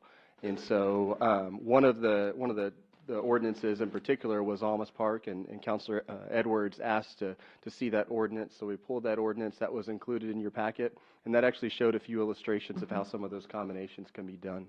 So based on that, and the Mayor, you also had pointed out some concern over chain link fences as well, and that being allowed as a material on all fences. So based on that, staff went to work and made some amendments to the proposed ordinance language. Originally, last time, the proposed language was presented as Exhibit A, so we did some changes to the proposed Exhibit A, which was also included in your packet. So I'll go ahead and jump to Exhibit A, which is in the PowerPoint here. So, so the noteworthy changes between last meeting and this meeting. So just want to point out we did some changes to the definition of fence. So that's the overarching definition. So within the ordinance regulations, when it says the definition fence, when it states fence, this is the definition of a fence as proposed to be amended, which would apply to all fences. And so the changes there, currently it reads a barrier screening device constructed of metal, wood, brick, stone, block, or other materials, singly or in combination. That's what it reads right now. So the proposed change would be a barrier screening device constructed of ornamental steel, ornamental iron, ornamental metal, wood, brick, stone, cement block, or precast concrete wall system. And in regards to addressing the chain link fence, it has a provision that states this definition specifically excludes chain link fences. So I just want to point that out for the council because that is something I would consider that a substantial change that would apply to all fences, whether in the front yard, in the rear, or the side yard. So this change would potentially no longer allow for any chain link fences to be constructed. It would allow for existing chain link fences to remain, but it would not allow for any chain link fences to be constructed anymore. So I'm going to make sure to point that out because that's a big change. So not just the front, it's all around. Okay. Yes, ma'am. Why would we do that? Well, I just want to. I didn't. That was based off my understanding. So if it's just chain link in the front, or we can go ahead and change that. So I just want to get some guidance from council because. Mine was in the front because we front? have one in the front in Vorstokes that just doesn't seem like it fits in our. But so we can change that. That's what do again, y'all that's think? part of the discussion tonight is making sure I clarify from the council what your intent is. I didn't know it was the whole because I know there's some people that like the chain link fence in the back, but that you can't see it from the front. And that's fine. We can, if that's the intent, we can definitely make that part of the motion, and I can change that in the proposed revisions and make sure that the council's intent to only prohibit chain link fences in the front is captured in the ordinance, and we can change that before the ordinance is codified. Okay. I think that's what I meant. So I'm sorry I wasn't clear enough. Well, I'm sorry if I didn't hear correctly. My apologies as well. It also makes fix. them cost prohibitive for some people. So, but I think if it's done, it should be only the front. Absolutely, we can absolutely make that change between now and when the ordinance is codified. Feel that same way? Okay. All right. Good. Thank you. Yes, ma'am. So the other things to point out in looking at the Almas Park ordinance in particular, which is included in your packet, the way that they regulate the 6-foot tall fences in the combination of materials is they state that fences in if you look at the images, Crystal, are you able to bring up the Almas Park exhibit within the ordinance packet? Not in the PowerPoint, but it's in the packet. We'll bring that up. Page 101 on the packet.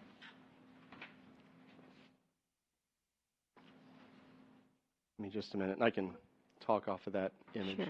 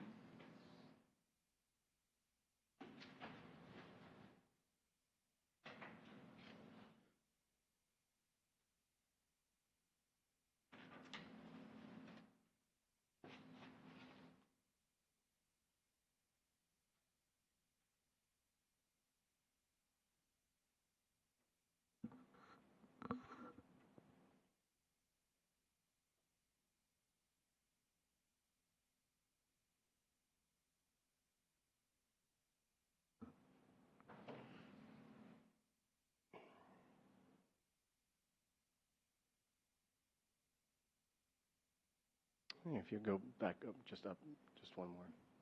There you go. There we go. So, thank you. So the way the Almas Park ordinance is structured is that you can have solid materials up to 3 feet in height. And anything above that 3 feet, anything between that 3 feet and that 6 feet must be the ornamental steel or iron and has to be transparent. And so that's the way it's structured, and I would recommend that our code adopt that as well, because I think because currently you're allowed to have any material up to 44 inches. And so I think if you allow it to be higher than 44 inches, in my opinion, that's going to throw off the scale of the combination of the materials. So I would recommend in this case that that the code be changed to allow for the solid materials up to 36 inches. I think that that's more appropriate. And looking at some of the other ordinances, 44 inches, which is our current requirement, is a little bit different.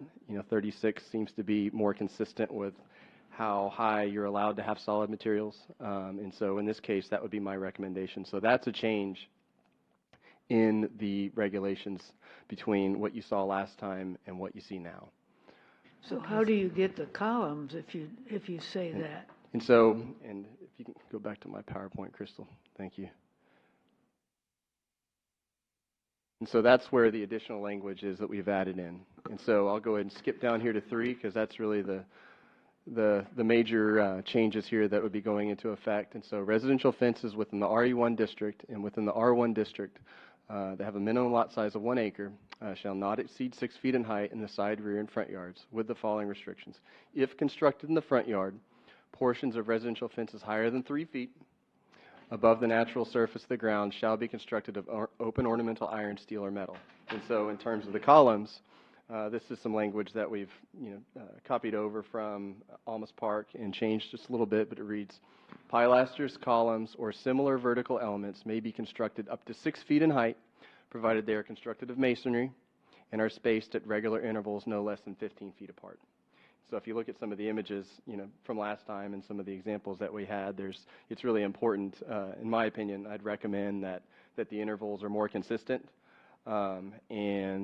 except for instances where, say, you have pedestrian gates or something like that. And so looking at some of the fences that we looked at last time, usually the spacing is somewhere around 15 feet. That's kind of the average. So that's what I base my recommendation for the requirement for regular intervals. That way you don't get a column here and a column here, and then it starts to have the reverse effect of not having a nice impact on the area. So those are the recommendations. And Councilor Alcacer, to answer your question, that's how you allow for the Well, columns. except they seem to be a little bit in conflict. Don't you have to add something like except for the following? Because if you specifically say I, it's in conflict with double I, because it's then allowed more than the 3 feet.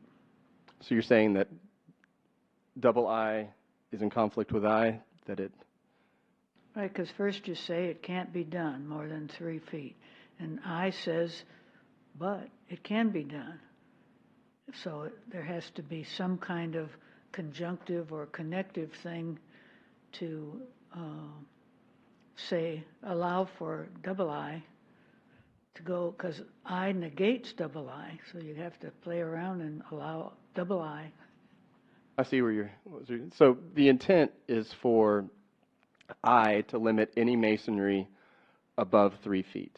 And in the intent of double I is to allow masonry above 3 feet, provided that it is on vertical elements that are spaced no less than 15 feet apart, unless they're gates. So that's the intent. But we could possibly add an except then or something in there, and that's something I could get with the city attorney on to confirm and make sure that we have the language right on there.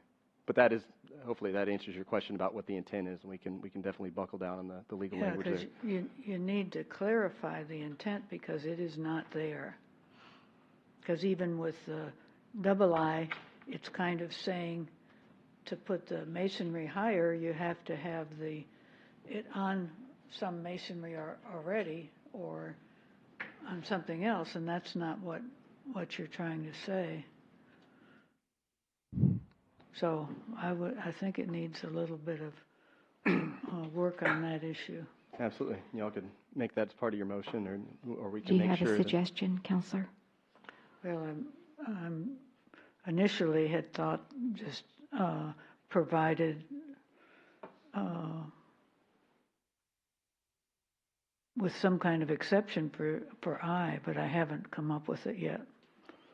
Maybe we Maybe should look at postpone it a minute. Okay. Any other suggestions on 1 and 2, or I and I2? Excuse me. Well, Yes, Counselor.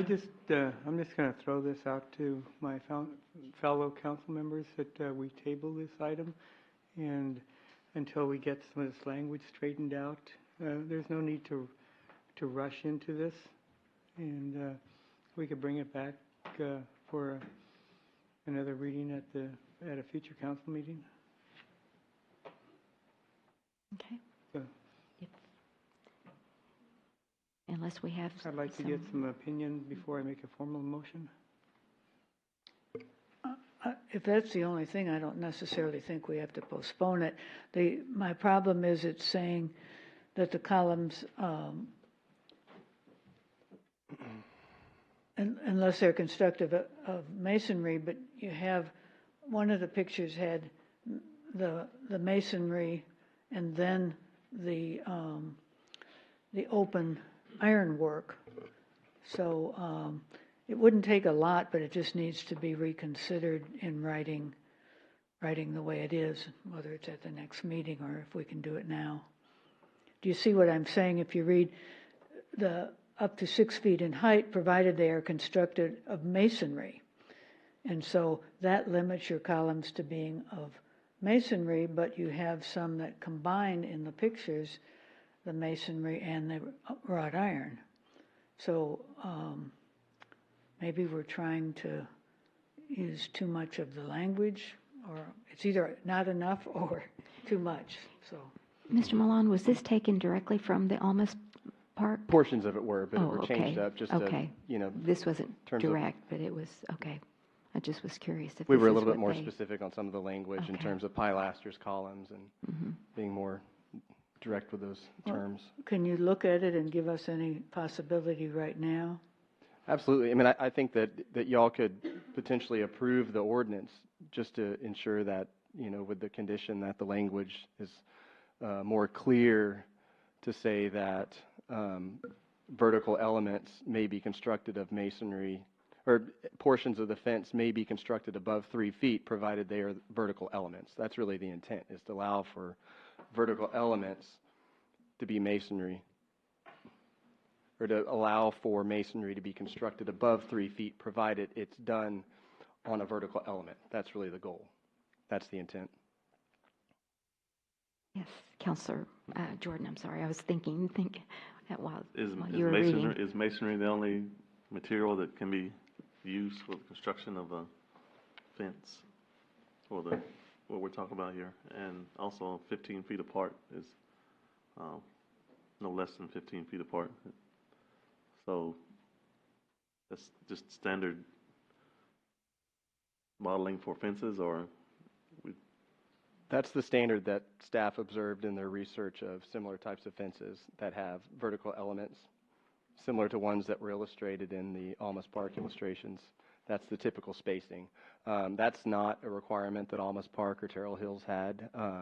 That's just a requirement that I would state. I think that there needs to be some sort of requirement in terms of the intervals of those vertical elements, because the closer they get together, at a certain point, vertical elements will touch if they're close enough together, and then at what point is it more of a wall than it is a fence? So I think the goal is to make sure that transparency is achieved, but also potentially allow for the vertical members. So my recommendation is that there's some sort of requirement that intervals be regular and there be some sort of spacing in there, and based on my research of the fences, 15 feet was kind of the average. standard.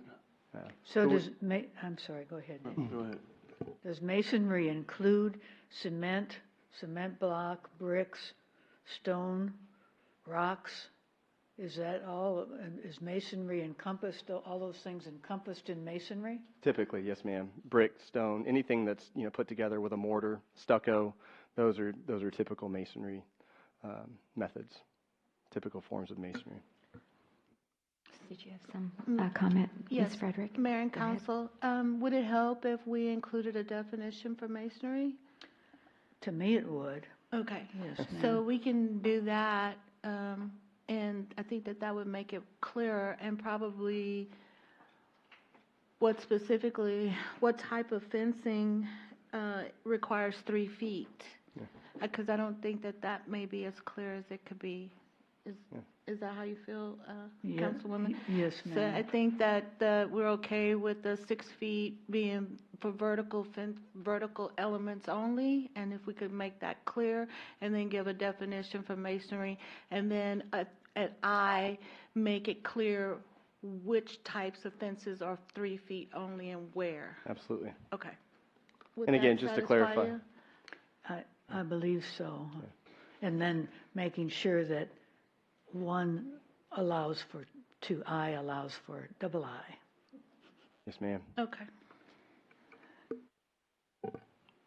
And that's primarily only in the front, correct? That is.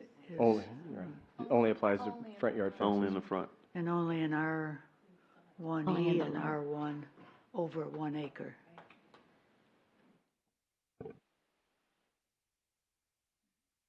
Okay. I have a question right. from the audience, I don't know. Yes, please.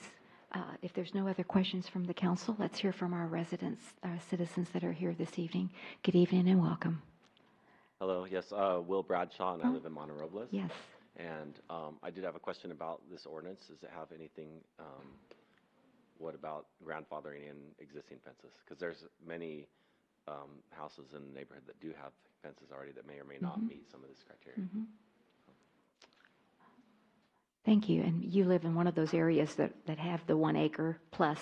Exactly. Good question. Yes. Thank you for the question. Any fence that exists right now is existing grandfathered. non-conforming, so Okay, it's allowed to existing remain. Okay. It cannot be expanded in any way, but it's allowed to remain. Okay. Very good.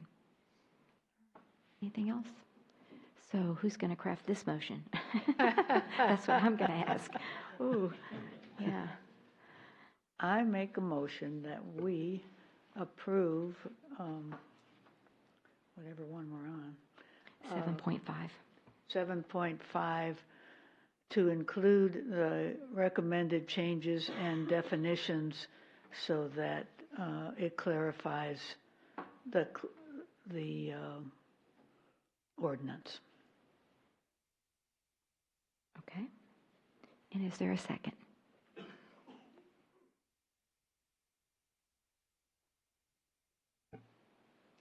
Okay. We need a second, guys. I'll second Yes. her. I'll second her. Yeah. Okay, we have a second. Okay, we have a motion by Councilor Alcacer and a second by Councilor Rodriguez to approve ordinance number 7.5 to include the recommended changes and definitions so it clarifies the ordinance as discussed. Any further discussion? Yes, what's the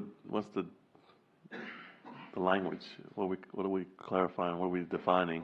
'Cause I don't We're think there defining, was- one thing we are defining is what I heard you say is the definition of masonry, correct? Okay, so Definition the of- definition of masonry and what else? We're going to clarify where 3 feet fences in the front apply and what type of materials that are required for the 3 feet, where that is required. Also, that 6 feet are for vertical elements, which is there in I-2, but we're also going to put that it should be in the front yard, and what else did we say? And we're going to clarify that, I think we're going to kind of reverse II, because right now it says pilasters may be constructed above 6 feet, provided they're constructed of masonry. I think what we're going to change that to is specify that masonry may be constructed above 6 feet, provided it's done in the form of a pilaster. And so we're going to kind of reverse that, and as Councilor Alcacer pointed out, make sure that 2 doesn't appear to be canceling out 1, and make sure that it specifies that pilasters may be constructed of other materials other than masonry. Mayor and Council, Mr. Milan and I did discuss the grandfathering in, and my advice was to put a caveat in the code saying that anyone with an existing fence is grandfathered in or is a non-conforming use, because our definition for non-conforming use is for zoning purposes, and this is for fences. It's in a separate category. So,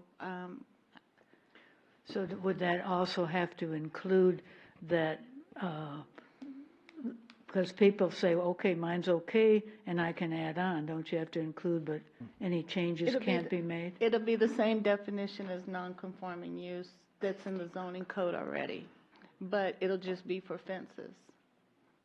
Okay. Point of order, if I could, please. The city secretary just wanted to make sure for you, Councilor Martinez, you had not made a motion to table. You had just said you might, but you wanted to hear from the rest. Is that correct? That is correct. Okay. So we just wanted to make sure we had the record correct. Thank you. Did you have a comment? Yes. Councilor Martinez. With all these changes and all this going back and forth, we do not have a clean ordinance or a motion. That's why I would highly recommend that this motion be withdrawn, and let's put this back, let staff redo it and come up with a clean ordinance for next council meeting. That way we can look at it and review it and make sure that it is exactly the way we do it and not just rush something. Okay. All right. Thank you for those comments. We do have a motion and a second on the table, so we need to dispose of that somehow. So what is the pleasure? Would you like for me to call the roll Well, on this? I don't mind withdrawing my motion as long as it's put on the next To the date council certain. meeting. Okay. The date certain of Okay. April 16th. Okay. So would But you you have like to to withdraw would the you like second. to No, withdraw my second. Okay, so Councilor Alcacer and Councilor Rodriguez have withdrawn their motion and second. And do we have a new motion? And I'd like to make a motion, we table this until the next city council meeting where staff can present a clean ordinance. Second. All right, we have a motion by Councilor Martinez and a second by Councilor Edwards to table ordinance number 7.5 with the recommended changes for to be heard at the next city council meeting, which is April 16th. All those in favor say aye. Aye. Any opposed? The motion does carry. All right, thank you. Appreciate it. All right, so that is our second reads. Now we're moving to agenda item number 8, which is our regular agenda, which is our first reads. And we have no vote, but we do have discussion. So Ms. Posley, if you'll please read ordinance number 8.1, please. An ordinance of the City of Leon Valley, Texas, City Council approving the dedication of a 1.05 acre parcel of land being parcel P-7B ABS 432 CB 4430 located along Poss Road and adjacent to Raymond Rickus Park as parkland. Thank you. Hello again. Hello again. You know, Ms. Moritz, I was thinking I got confused on this parcel versus the first parcel that we just voted on. This is the one that's right next to the parking lot. Yes. Yes, and I'm thinking, okay, that's in the floodway. Yes. Yes. Yes, Okay, this that's, was so totally I in the apologize floodway. for that. I got my parcels mixed up. But anyway, if you'll please continue, and again, thank you for being here. So this is the lot that's located next to the large parking lot at the park, and we purchased it, I think, last year. I can't remember, but this gives you an idea of where it's at.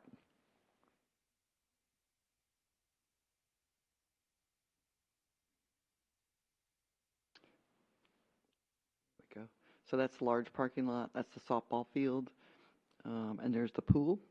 And so it's that little piece there in between where the small pavilion is. We purchased it in 2017 as a part of this future erosion control project, and it's currently vacant. It's located entirely in the floodway, but it can still be used as a recreational resource. The vacant lot has not been dedicated as parkland, but it's already being used by park goers as a part of the park. And in fact, we've got a request for the use of it that'll be coming to you soon, and we want to make sure that it's a part of the park first. Dedicating this property as parkland will not affect the future erosion control project, and it will subject this parcel to all the rules and regulations of the park. There's no fiscal impact. We already own the property. The Park Commission met March 14th, and they recommended approval of the ordinance that dedicates this parcel as parkland. And if you have any questions? Very good. So this is not going to be used for staging like the other one? No. Right. Now, we may have to use a part of the bank. It just depends on what they're going to do for erosion control. So it may end up being smaller than an acre at some point, but it's not going to affect the entire lot. Okay. Thanks for that clarification. Yes. Anyone else? Yes, Councilor Alcacer? Is this the same lot that the Park Commission is considering the little car deal on? That's pretty cool. Yes, ma'am. Okay. Okay, now, you're going to have to tell us what it is. That's not fair. The little car deal, what's that? It's fun, but you can't, it's not really been approved to be forthcoming, but I did want that clarification, and I'm sorry. Okay. Curiosity. Okay. Anyone else? Question besides what it's going to be used for? We'll find that out in the future. At the very next council meeting. Okay. Very good. All right. If there's no other questions from the councilors, are there any questions from our citizens in the chambers this evening on this particular agenda item? Okay. Seeing none, then we'll move to the next regular agenda, 8.2, and ask Ms. Posley if you'll please read that ordinance. An ordinance amending section 15.02.103, zoning code of the City of Leon Valley Code of Ordinances regarding procedures and requirements for certificates of occupancy, providing for repeal or severability and savings clauses, and providing for an effective date. Okay, thank you. Hi, Mr. Milan. How are you? Welcome back. Thank you again, Mayor and Council. Okay, thank you. If you'd like to begin, please. All right, the purpose of this ordinance is to amend the zoning code, section 1502.103 in particular, which is the portion of the city's zoning code that applies to the procedures and requirements for obtaining a certificate of occupancy. Currently, this section of the code states that a certificate of occupancy shall be obtained for the following uses which is occupancy of a building that's changed or erected, a new building, change of an existing building to a different use classification, and for any kind of occupancy or use of vacant land, change of the use of land to a different classification, or any major significant modification, alteration, or change in a nonconforming use. And so it has been the policy of the city to require businesses and property owners to obtain a revised certificate of occupancy at the change of any type of ownership, whether it's the ownership of the business, whether it's, say, a nail salon that has an underlying LLC and the underlying LLC possibly changes. Obviously, if the name of the business changes, you have to get a new certificate of occupancy. It's also been the policy to require a new certificate of occupancy when the property ownership changes as well. And that's not currently codified in our code. And it's been our policy because that is, there are certain requirements in the building code, the International Building Code, that states specifically what information needs to be on a certificate of occupancy. And if that information changes, then the information on the certificate of occupancy is no longer accurate. Hence, it's no longer valid. And so that has been the reason why that staff requires this. And so that's currently in the building code, which gives our department and gives me technically as the director, the building official, the authority to require that. And so, of course, anytime we require a new certificate of occupancy, we need to make sure that we go through and do all of the appropriate inspections. And those inspections include fire inspections, building inspections, and of course a zoning inspection to make sure that the use that's going on at the property resembles the use that the applicants are saying they plan to perform, and certifying that they plan to perform. Because we have to do those things. Anytime the city issues a document or certificate, we're certifying to the public that the city says this building is safe to be occupied. And so, but as I mentioned, those particular requirements to obtain a new certificate of occupancy with a change in ownership or a change in property ownership, it's not listed in our zoning code. And so, in an effort to be business friendly and make sure that our rules are as available and transparent as possible, we think that the staff recommends that we update the code to have that requirement specifically stated in our zoning code. Not all of our customers, pick up the building code, look at our zoning code, pick up the building code, look at the fire code. So, as much as possible, it's really important that we're able to to combine and house all these requirements in one central location, and our zoning code is the best place to do that. So, as we've talked about, our zoning code has, we've had the zoning code since the early 70s, and we're in the process of going and looking at it, making sure it's providing our development community, our business community with all the tools they need to plan. So with that, that is staff's recommendation, that we change the code to add the following 2 requirements. Retain the 5 that we had, and also add change in ownership of a business and change in ownership of a property.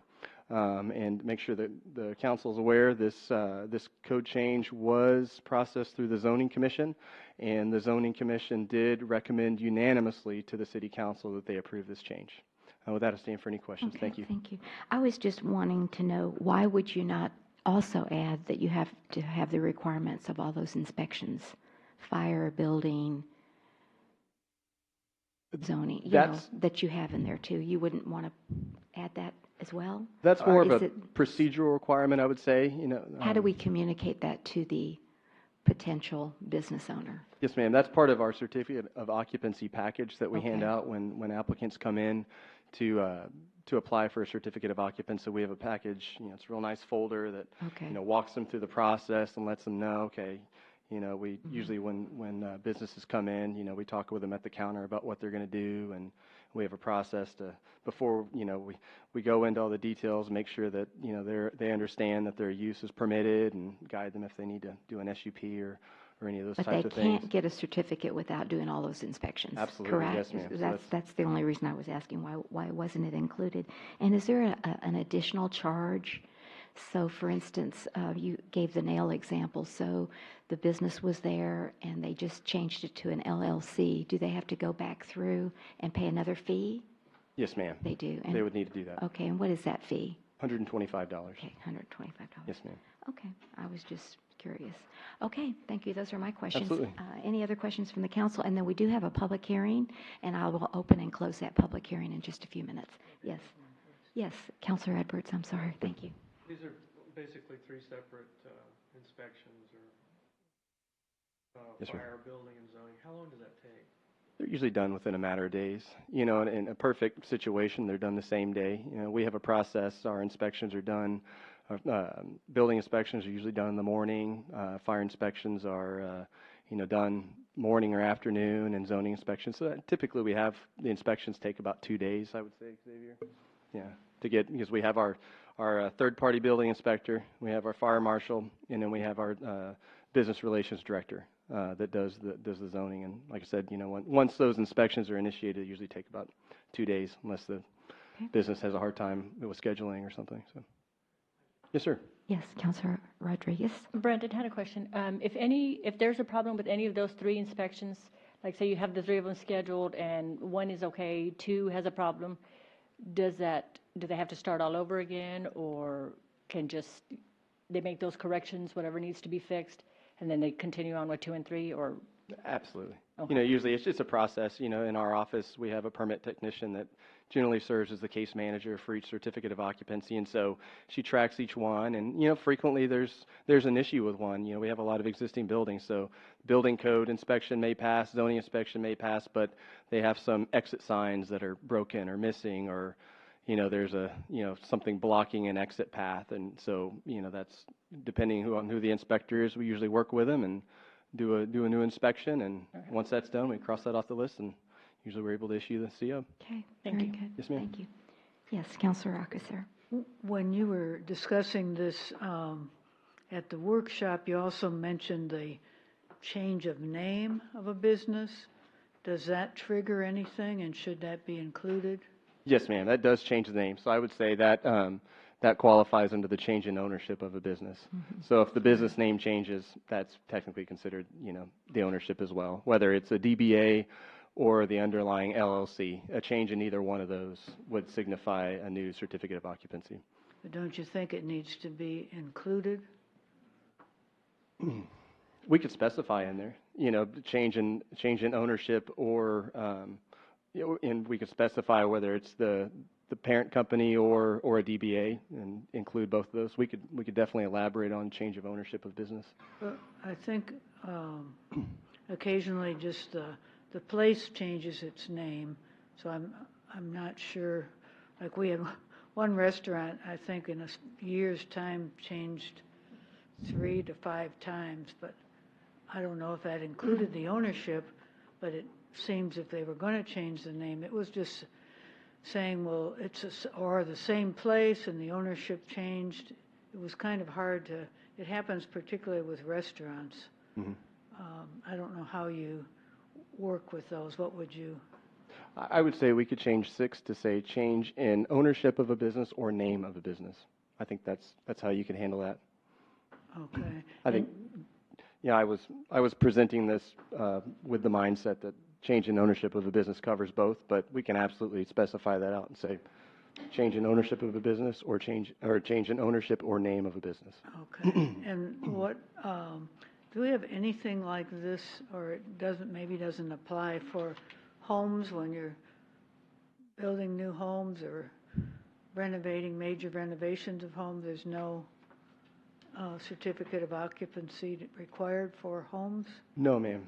We do not issue certificates of occupancy for residential structures. What we do with residential structures is we have a final inspection. Anytime you construct anything, whether it's commercial or residential, there's a series of inspections, framing inspection, rough-in inspection, foundation inspection, and so there's a series of individual inspections. And at the end of a residential construction process, you always have the final inspection. And once that final inspection passes, that represents the authorization for the residential structure to be inhabited. So is under this one, does a multi-family residence or apartments or whatever come under this or come under housing? Great question. So multifamily is not considered residential. That's considered commercial. And so multifamily structures, typical garden-style apartment complex like Barcelona Lofts, or the way our process works is we issue individual certificates of occupancy for each structure. So you'll have a building 1 that has 8 units in it. That particular building gets its own certificate of occupancy. The clubhouse gets its own certificate of occupancy. So we do issue certificates of occupancy for multifamily structures. Okay. And duplexes? No, ma'am. Duplexes are considered residential. So 3 or more? I think, yeah, that would be a good. Anytime you have duplex is a 2-family structure. So generally, any structure over 3 is considered multifamily. We don't have a lot of triplexes or anything in the city. Usually, it goes straight from duplex to a multifamily apartment. But I think that would be a distinguishment we would make if that came through our office. So, but is that included in the code somewhere? No, ma'am. It's regulated by which building code it applies to. That we have our International Building Code, which applies to non-residential structures. And then we have our International Residential Code, which applies to residential structures. So that would be the case where the building code would come into play. And that would be our legal grounds for making the decisions we do. Thank you. Yes, ma'am. Thank you. Councilor Martinez. I can assume with this that corporations are exempt, because a corporation is an entity, and it's just the stockholders that can change back and forth, but the entity remains the same. So once a corporation has a certificate of occupancy, it's really perpetual. Right, as long as there's no change in the property ownership or underlying business ownership. So if there's, our community has a lot of multi-tenant structures, or we have multi-tenant commercial facilities like industrial parks. So that's a good question, and it's important to distinguish. So say you have one individual tenant within a multi-tenant structure. And it's, say it's, hair and nail salon, and it's owned by, XYZ LLC. If XYZ LLC sells to JK, LMNOP LLC, then they need to get a new certificate of occupancy. Now, similarly, if you have a multi-tenant facility that has, three or four tenants, and the ownership of that facility changes from Southwestern Equity Partners to Northwestern Equity Partners, you need to get new certificates of occupancy for those individual tenants, because again, one of the requirements on those COs is the underlying property owner, and if that information changes, then the COs are no longer valid because the information on them is not valid, and so that would reinitiate this process. And in a community like ours, where we have numerous structures that are existing, and I would say in some cases aging, it's we're a unique community, and when you're a unique community, you need to make sure that your requirements are always protecting the safety of your citizens. Okay, but my question is, ABC Corporation owns the property and owns the building of ABC Construction Company, and that's a corporation. It's a subchapter C corporation. The ownership of the corporation can change back and forth. The entity remains the same. So once they have their certificate of occupancy for the corporation, that can go on perpetual. So to answer your, I would say to answer your question, on our current certificates of occupancy, we have the name of the business and we have the name of the property owner. If anything on that certificate of occupancy changes, you have to get a new certificate of occupancy. Mayor and Council, if I could address Sure that. can. Sometimes corporations have LLCs underneath them or sub-corporations underneath them. There's a general corporation, a corporation that owns several entities, and one entity usually owns several businesses. If the corporation changes, that wouldn't affect a certificate of occupancy, because if the corporation changes, it may change the ownership of the entity. If the ownership of the entity changes, the entity that owns the business will affect the certificate of occupancy. So it just depends on how the corporation is structured, and that gets really complicated when you're talking about corporate status. So that's something that would have to come to legal to be looked at in order to determine whether or not the certificate of occupancy would change. But in our setting, in the city of Leon Valley, we don't have a whole lot of entity or businesses that have giant corporate structures. So they're usually an LLC or usually just a small corporate entity that owns a business. So, and we haven't come across that, have we, Brandon? I have not. Okay, so Here's a good example. My business is a subchapter S corporation. If I was to sell my business, the corporation exists, the corporation's not changing. I'm just transferring the ownership of the corporation to somebody else, but the corporation is looked at as an entity in itself. So they would not have to get another certificate of occupancy. Oh, yeah, that's what I just said. Sometimes the corporation can change, but the entities remain the same. Okay, thank you. All right. Anything else? I just had a follow-up question. That is, I'm assuming the owner is responsible for letting your office know any change? The owner, or Right. yes. Right. If there's a. And if not, then we've been picking it up through the audit process. Is that correct? Okay, just to clarify that. Yes, ma'am. All right. All right. If there's no other questions, then I will open up the public hearing at 7:59 on Tuesday, April the 2nd. Is there anyone in our chambers that would like to address the council at this time on this particular agenda item, 8.2, on the requirements of certificates of occupancy? Good evening, Ms. Baldridge, and welcome. I just have a question, and Yes, ma'am. it may be not totally related. Okay. But when homeowners on larger lots construct buildings, are they required to have a permit, like a big garage or some kind of a obvious business? Okay, not a certificate of occupancy, but a permit. Well, permit or a certificate of occupancy. Okay. Because it's usually on the same property as the home. Oh, you mean a garage? Well, Okay, but I mean, it's all part of the, oh, is it a business? You mean a Looks like a business? big Okay, workshop. I got you. So, Mr. Milan, did you I think Ms. Baldridge was saying that what if there's a big piece of property and they've got a house on it, but then they add like another structure that looks like it's a business on a residential property area? Would they have to go and get a C of O? Was that your question, Ms. Baldridge? I want to be sure. Thank you. I got it right. Or Yes. can they just do it and it just stays Yeah. there? Like it's almost bumping the house. It's on a city lot. Okay.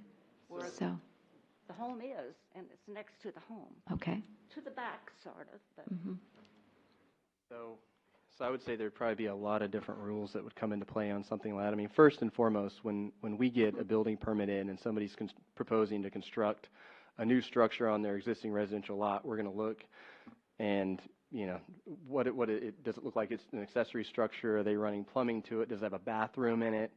Is it accessible by itself? You know, so we're going to look at the typical warning signs that somebody's maybe leasing out an additional building as an apartment or.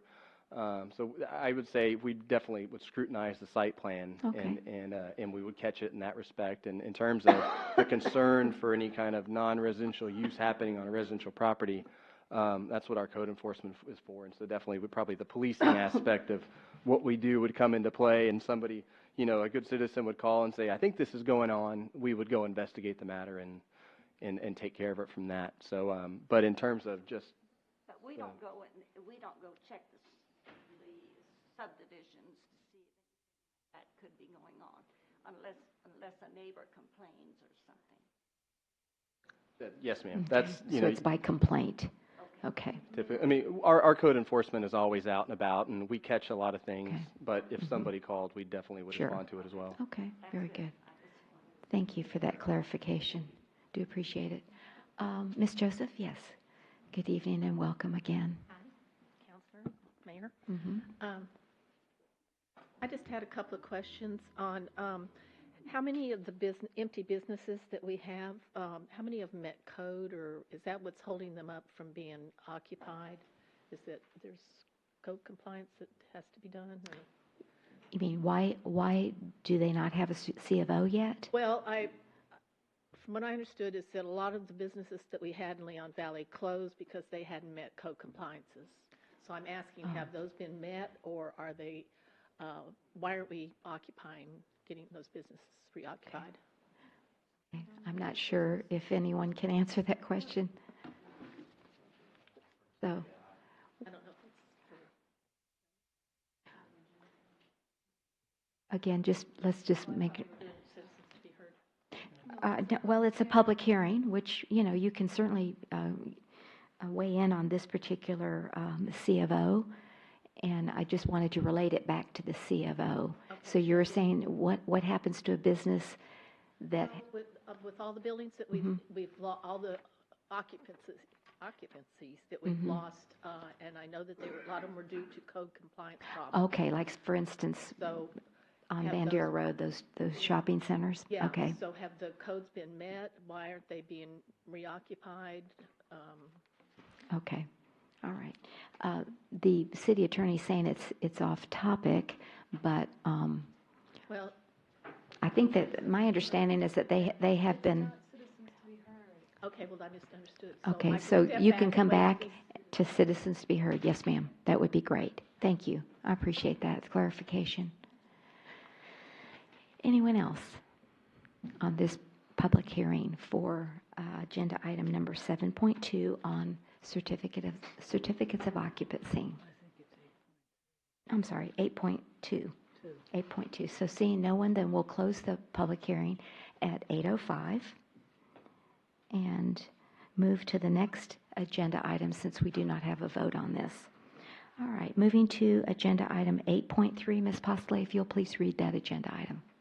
An ordinance of the City of Leon Valley, Texas City Council amending the City of Leon Valley Code of Ordinances, Chapter 12, Traffic and Vehicles, Article 12.03, Parking, Stopping and Standing, Section 12.03.006, Parking Restrictions on Specific Streets, to designate both the north and south curb lines of Adair Drive 85 feet, 85, west of the west curb line of Evers Road, as no parking zones, providing for repeal or severability and savings clauses, and providing for an effective date. Okay, thank you. Welcome back, Ms. Moritz. Appreciate that. So this is an ordinance to consider approval of an ordinance to make both sides of Adair Drive no parking zones.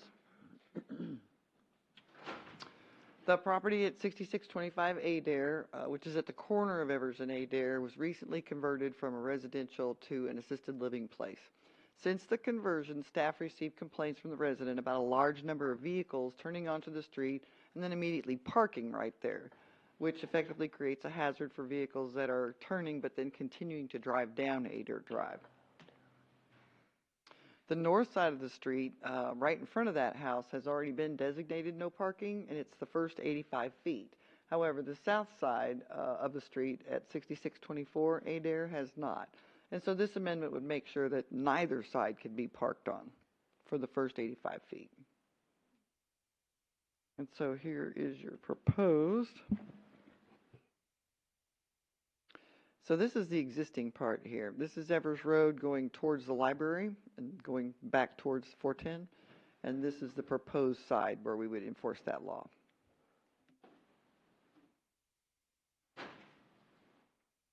The cost for purchasing and installing it is about $75, and we've got existing funds in Public Works for signage purposes. So staff recommends approval of the ordinance, which makes both sides of Adair Drive no parking zones for the first 85 feet. Okay. Do you have any questions? Thank you. No, I just wanted to say how much I appreciate listening to the concern of the citizen at that location and trying to come up with a solution, and as quickly as possible. So I do appreciate that. I'm also wondering that when we look at the assisted living, can we add, because that was such a small street. It's not a regular street. It's because it's an old street and there's no sidewalks. Is there any way we could say in a future ordinance or whatever that if you in R1 assisted living, it has to be on a regular size street? No? I doubt it. We can look into it, but I was just doubt wondering it. because that's really the distinction on Adair is it's not a regular size street. I think if it was, we wouldn't maybe have the problem. But anyway, I think this is a great solution, and I appreciate staff's looking into it for a solution, and I know the property owner appreciates it. Yeah. So thank you. But anyway, if you'll look into it, that was the only thing I could think of that might solve it in the future. They're regulated by the state pretty Yeah, right. heavily, and so, but we'll look into it. Okay, thank you, I appreciate that. All right, any questions? Yes, Councilor Alcácer. Can you go back to the picture and show where which home became the resident? Where the yellow is. Assisted living? Right here. So where, I know it's come up before, where is the parking for the people who work there and stuff? I think there's a driveway right there. Big old driveway. And there's enough for how many people are in the? That I couldn't tell you, but I think they're allowed up to 6. And so if you had, if those were 6 mamas in there and you've got kids for each family, you've got a potential for overloaded parking. So is residential living meaning 6 different families can live in the same, or is it, I thought it was something that helps people? Assisted living is typically one person living there, but it's 6 of them allowed in the home, plus the caregiver. But you were saying like 6 mamas with families. Oh, what I meant was like if my mother was in there, my mother has 6 kids, and so if all 6 of us decided to visit, you can bet we'd all be bringing a separate car because I'm not riding with my brother. You know. Okay, I got you. So outside of that issue, has their parking been resolved for those who do visit? Is this going to cause more of a problem because now there's? Well, they won't be able to park. The real problem is trying to get in and out of that street where you turn into it. And so they may have to move down. I mean, they may have to park farther down, and it may make these people upset. But at least you won't have the accident potential that's coming in off of Evers Road and leaving. Okay, thank you. Plus the citizen across the street, they couldn't get out because of all of the cars. Well, and none of their friends could park in front of their house. Exactly. So, anyway. Okay, any other questions on this particular agenda item? And anyone in our chambers? Okay, thank you. So we'll take the second read at the next city council meeting. Thank you. All right, moving then to agenda item number 9, citizens to be heard. Ms. Joseph, okay, there you go. You're up. Mayor, Mayor. we have an 8.5, the amended agenda. Okay, Well, I have citizens to be heard on mine. Yes, ma'am. Remember the sheets I mentioned that I attached to your agenda? That you have 2 amended agendas. Can we move up citizens to be heard ahead of the? It's entirely up to the council. Yeah, I think just due to the lateness in the hour, if we can hear from our citizens, adjourn this meeting and then go on to the executive session. And there has been a request to have a break in between, which we will do. So we will ask for citizens to be heard if there's no opposition from the councilors. Okay, citizens be heard. Ms. Joseph, there you go. So you don't have to wait till we get back. Should I start over? Yes, please Okay. do. Thank you. My question was, of the occupancies that were along Bandera of the different strip centers, I understand a lot of them were closed because of code compliance. So I'm wondering how many of those have finally met codes, or is that what's keeping them from being occupied? Why haven't we been able to fill them? Council, Ms. Joseph, I can answer that question. They actually weren't shut down because of code compliance. They were shut down because of fire code violations. And so that was the original shutdown there at Seneca and Bandera. 3 businesses that we know of relocated within Leon Valley, and the Economic and Community Development Corporation recommended that they get a grant to do that. Several of them moved out. As of today, with our assistant fire marshal in particular, our business compliance, our business relations director working with them, we've now got both of those buildings are in compliance. We have 4 new occupants on this side, which is at Liebman's, and we have 3 new on this side, which is Seneca Plaza. And over on the Seneca Plaza side, we have 2 new businesses that are coming in. They're just remodeling their space right now. So you'll notice that that's filling back up. Okay. There's a couple of other economic development things that are going on with that piece of property right now. But as far as your question goes, that's what's happening. They're remodeling a couple more spaces. So there's actually on the Seneca Plaza side, when these 2 come in, there's actually going to be more businesses on that side than when it was shut down due to fire codes. And Liebman's, there already is more businesses, right? Yeah, than before. What about a lot of the other vacancies along Bandera? Were they shut down because of code or fire, or they just left, or? Would you mind being more specific, Ms. Joseph? Going north? Give me examples so I can help the you. Addresses. Just give me the business name. I don't know the names either because they were. I can give you a couple examples off the top of my head. I don't know if it's what you're talking about or not. Carl's Jr. has shut down. Yeah, no, I'm not talking about those. I knew that was corporation, and the corporation shut them down.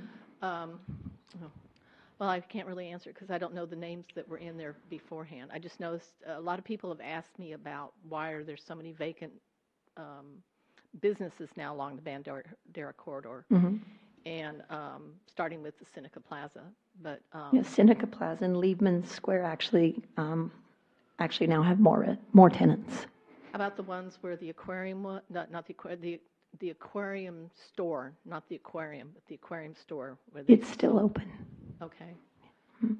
Okay, but there was a doctor and dentist in there. Are you talking about Alavio Rehabilitation? Dr. Lee, that was in that. I thought he was still there. I believe that's still there. Yeah, I've not seen anything on that. Cars there, and I was told it was all closed. Yeah, to my knowledge, I'm not sure, but I don't believe it's closed. Okay, great. Okay. Thank you. Appreciate it. Any other citizens to be heard for this city council meeting? Okay, very good. Seeing no one else, then we'll adjourn this city council meeting at 8:15 on. Then I'm going to open it and then adjourn for the next two. Adjourn into executive session, okay. At 8:15, we'll adjourn into executive session on Tuesday, April the 2nd, but we do stand adjourned or in recess, excuse me, for 10 more minutes, just so everybody can take a break. So, thank you. We'll be back at 8:25. Thank you. Did I say that right?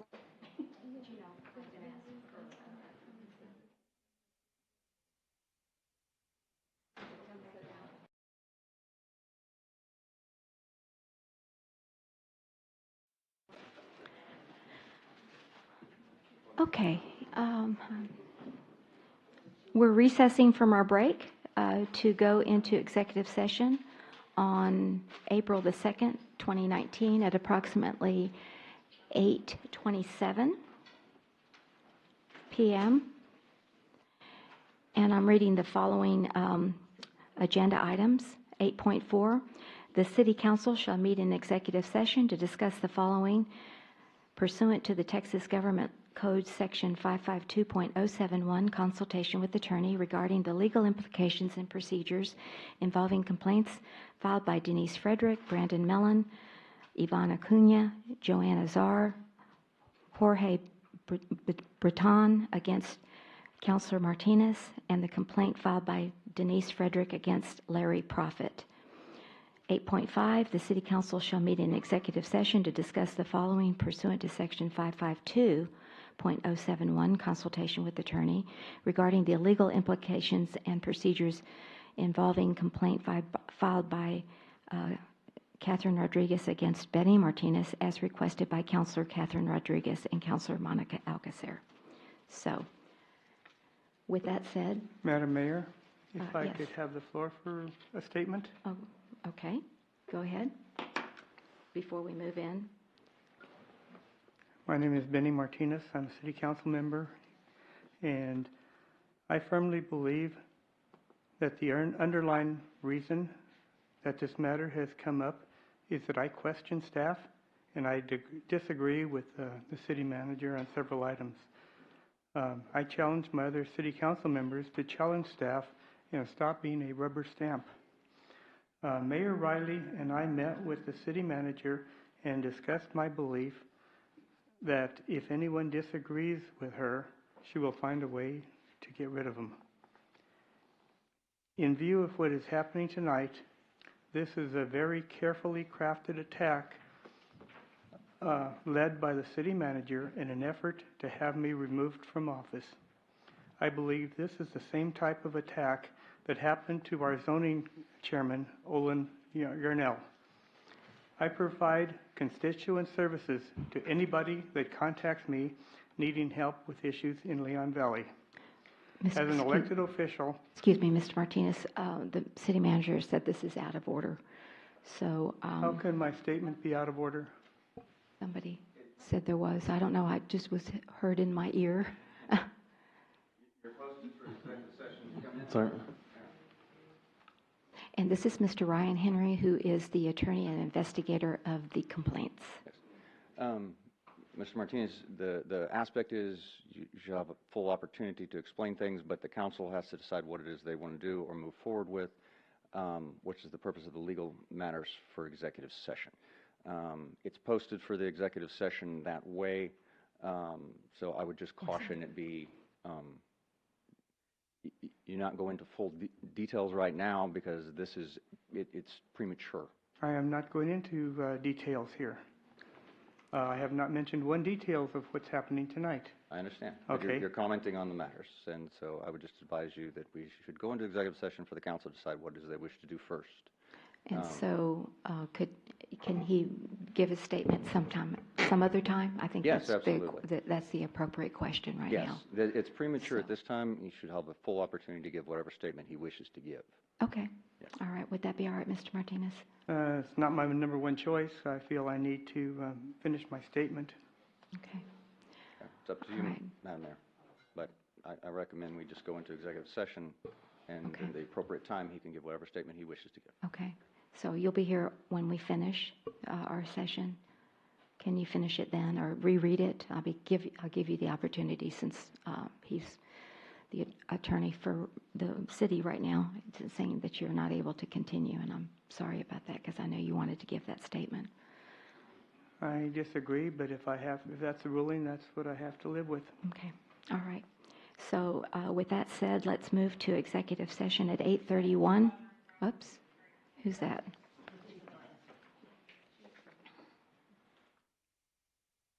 And it would be Counselor Jordan, Counselor Alcacer, Counselor Edwards, and Mayor Riley, who will be going, and the attorney that will be going into executive session.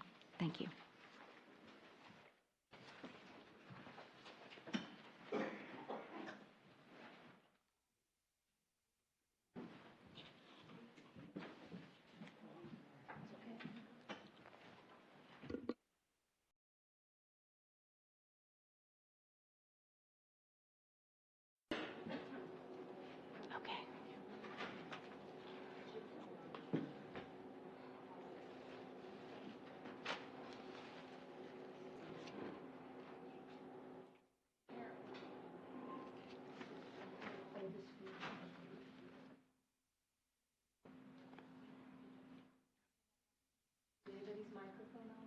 Yeah, mine is. Mine's on. I'm just trying to get organized here. Thank you. All right. We are reconvening. Are you ready for this? We're reconvening into regular session, and no decision has been made. We've directed Attorney Henry to conduct further investigation into all complaints. And may I have a motion to adjourn? So move. All right. Second. We have a motion by Counselor Alcacer and a second by Counselor Jordan to adjourn the executive session at 10:01 on Tuesday, April the 2nd. Thank you very much.